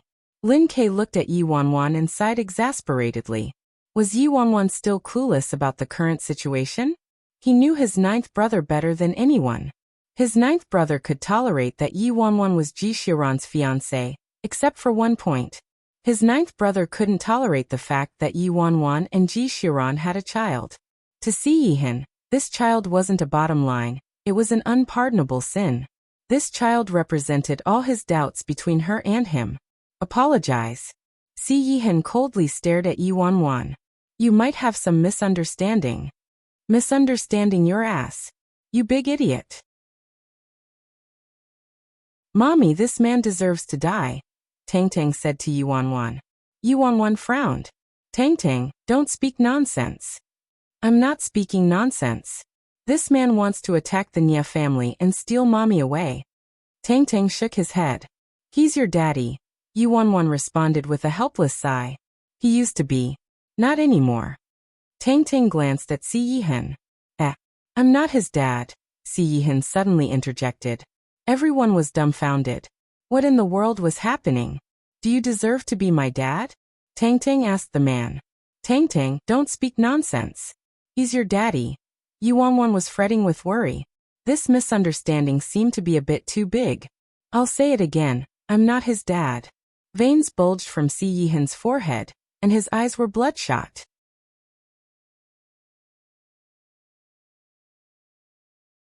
Are you kidding me? Yi Wanwan was furious. Tang Tang is your son. If he's not your son, is he my son, huh? Everyone was baffled. What? Was Tang Tang not Worryless Nya's son either? Mommy. Tang Tang looked at Yi Wanwan in shock. Yi Wanwan slapped her head and promptly corrected herself. Sorry, I misspoke. Blame your daddy for angering me. Worryless Nya, I'll say it one last time, he's not my son. Don't challenge me. Before Si Yihan could finish speaking, Yi Wanwan bolted forward and pulled out the DNA test result from her bag and tossed it toward Si Yihan. Look for yourself. The DNA test result fluttered onto the ground, but Si Yihan didn't have any intention to pick it up, and made Jiang Yan pick it up instead. Don't even think about using some trick to bewitch my lord. Jiang Yan shouted coldly at Yi Wanwan. It appears you're unwilling to leave with me. Si Yihan's voice was glacially cold. He waved his right arm. Go. However, just as this order was placed, Jiang Yan was flabbergasted by what he saw on the DNA test result. Automatically, Jiang Yan pulled Si Yihan back. My lord. Don't attack yet. Freaking. Sweat soaked Jiang Yan's forehead. It's over, it's all over, my lord is over. This misunderstanding is giant.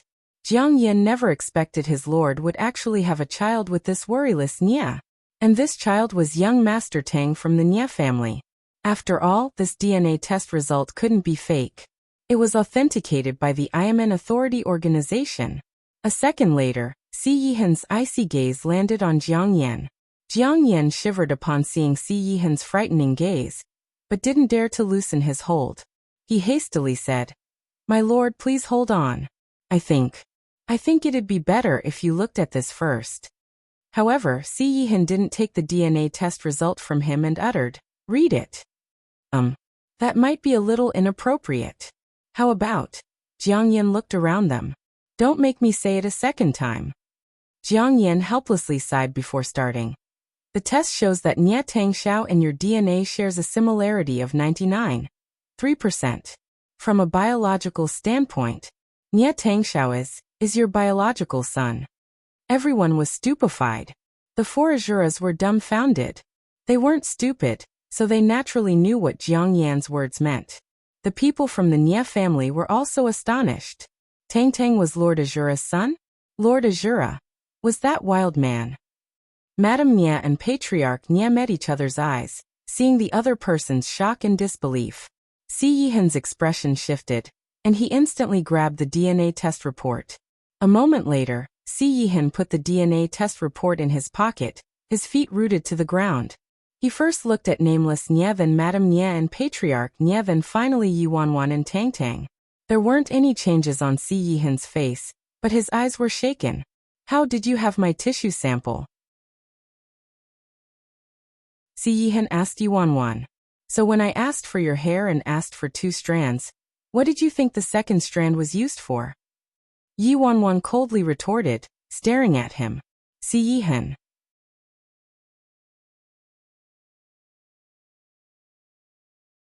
Si Yihan surveyed Yuanwan for a few seconds before sinking into contemplation. No wonder she asked him for his hair earlier. He simply believed the hair was for the Scarlet Flames Academy's mission, and didn't think too deeply about it.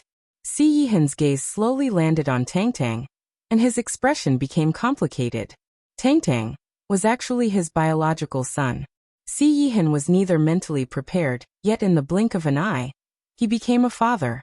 Moreover, his son wasn't babbling out his first words and had some years to him already instead. The more Si Yihan examined Tang Tang, the more he felt like the boy looked too similar to him. Even Tang Tang's personality was identical to him when he was young. That's right. Tang Tang's face and personality didn't bear a sliver of similarity to Ji Xiran. But why did he stubbornly believe Tang Tang was Ji Xiran's biological son when he heard Yi Wanwan was worryless Nie? Currently, Si Yihan increasingly felt like his previous thoughts were too absurd. An indescribable feeling entered Si Yihan's eyes as he turned to appraise the Nie family. "Ninth brother, what should we do? Did we go too far?" Lin Ke, who was standing behind Si Yihan, asked quietly. Si Yihan shot Lin Ke a look. "What do you think? What should we do now? It's a little too embarrassing." An anguished smile was on Lin Ke's face. Si Yihan. "Ninth brother, look at you. I told you not to act so impulsively. I told you that Tang Tang didn't resemble Ji Xiran at all, and clearly looked identical to you, but you wouldn't stop. It's just great. We've got ourselves in deep trouble." Lin Ke wished nothing more than to find a hole to burrow into. He might not be Si Yihan, but it was still super embarrassing. Every audience member froze in their spots, stunned. Read the next chapter on our VIP novel. Who would have expected Bai Feng to be worryless Nie, and would also have a son with Lord Azura? What was more preposterous was that Lord Azura was ignorant about this son, and led people to attack the Nie family. This was simply too wretched. No. Why? Despair filled eldest young Master Shun's face. "My heart is shattered. My goddess, my angel, my bro flat top. Why did things turn out like this?" Next to him, the Shun family higher-ups looked at their eldest young master and exasperatedly said, "Forget it. Money can't solve this problem. The simplest solution is to crush on someone else. What do you know? I'm devotedly chaste and faithful until I die." Eldest young Master Shin cried sorrowfully. "Mommy, this man is my real daddy." Tang Tang incredulously turned to Yuanwan. "That's right, but that's the past. Right now this man isn't your dad anymore. Since he's led people here to steal mommy away and attack the Nie family, you don't have a dad like that," Yuanwan replied. Si Yihan's expression remained the same when he heard Yi Wanwan's reply, but an inscrutable feeling surfaced in his eyes. Misunderstanding. This is a misunderstanding. Heavenly Azura shot forward and hastily yelled. It's a misunderstanding. We didn't come here to attack the Nye family. Who said we came here to attack the Nye family? No way. You're spouting nonsense. You were demanding that the Nye family hand over Miss Worryless just a second ago. If you didn't come here to attack the Nye family, why are you here? Eldest young Master Shun hastily interjected. Actually, this was just a drill practice.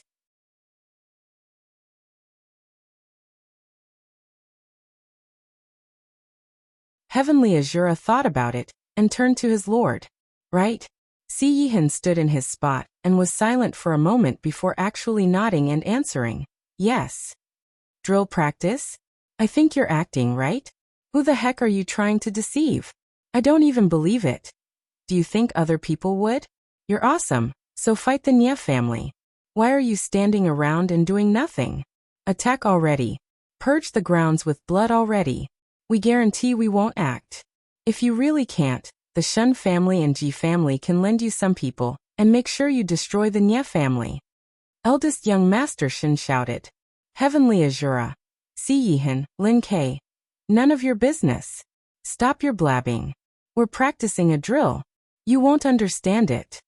Worryless, what in the world is going on? Patriarch Nya turned to Yi Wanwan. Yi Wanwan was dumbfounded. She also really wanted to know what was going on. They were trying to pass it off as a drill practice now and couldn't even fool her, but wanted to fool her parents. Wanwan, Tangtang really is his and your son? Madame Nya asked with a deep frown as she walked to Yi Wanwan. Mom, it's a long story actually, Yi Wanwan replied with a wry smile. Then make your long story short. Madame Nya didn't allow Yi Wanwan to slip out of it at all. Mom, in truth, from a biological standpoint, he is. However, after he treated us like this today and disrespected you and Dad, I'll definitely make him give you and Dad a proper explanation. Yi Wanwan anxiously said. I don't agree. He also needs to give me an explanation. Nameless Nya stepped forward and shouted coldly. Yi Wanwan. Why are you everywhere? Why the heck do you need an explanation, huh?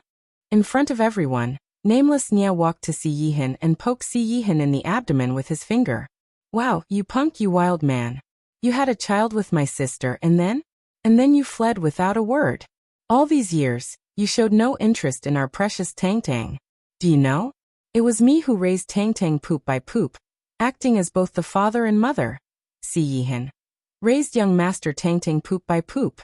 Heavenly Azura wanted to say something but immediately swallowed his words after catching Si Yihan's gaze. It appeared all of Azura didn't have any right to speak right now. They could only admit their wrongs and accept any beating standing up. I won't waste any more words with you. But no matter what, you're Tangtang's father from a biological standpoint, correct? Nameless Nya stared at Si Yihan. Yes, Si Yihan replied. Good. As long as you admit it. For so many years, I've raised Tangtang poop by poop. Because of Tangtang, I'm a grown man but haven't even found a girlfriend. My whole life has been delayed. Tell me, how do you plan to compensate me? Nameless Nya demanded coldly. Si Yihan. Tell me. Nameless Nya poked Si Yihan with his finger a few more times. Okay, Si Yihan replied a few moments later. You agreed. If you dare to play tricks with me, punk, don't dream about seeing Tangtang again for the rest of your life. After saying that, Nameless Nya turned to his parents. Dad, Mom, this is actually a drill practice, and I colluded. Wait, no, discussed it with them beforehand. When I have time, I will explain it to you in detail. Get your ass back here. Patriarch Nya's face swelled with rage. Okay. Nameless Nya walked back with his head lowered, not daring to say anything else. You're tuning in to the Li Mei's Wuxia Whispers YouTube channel. We're so grateful for your support, and don't forget to subscribe to join us on this incredible journey through captivating stories. Your generosity through donations truly makes a world of difference, as it's the primary source of revenue that allows me to expand and enhance this channel for you. Thank you from the bottom of my heart for being a part of this adventure.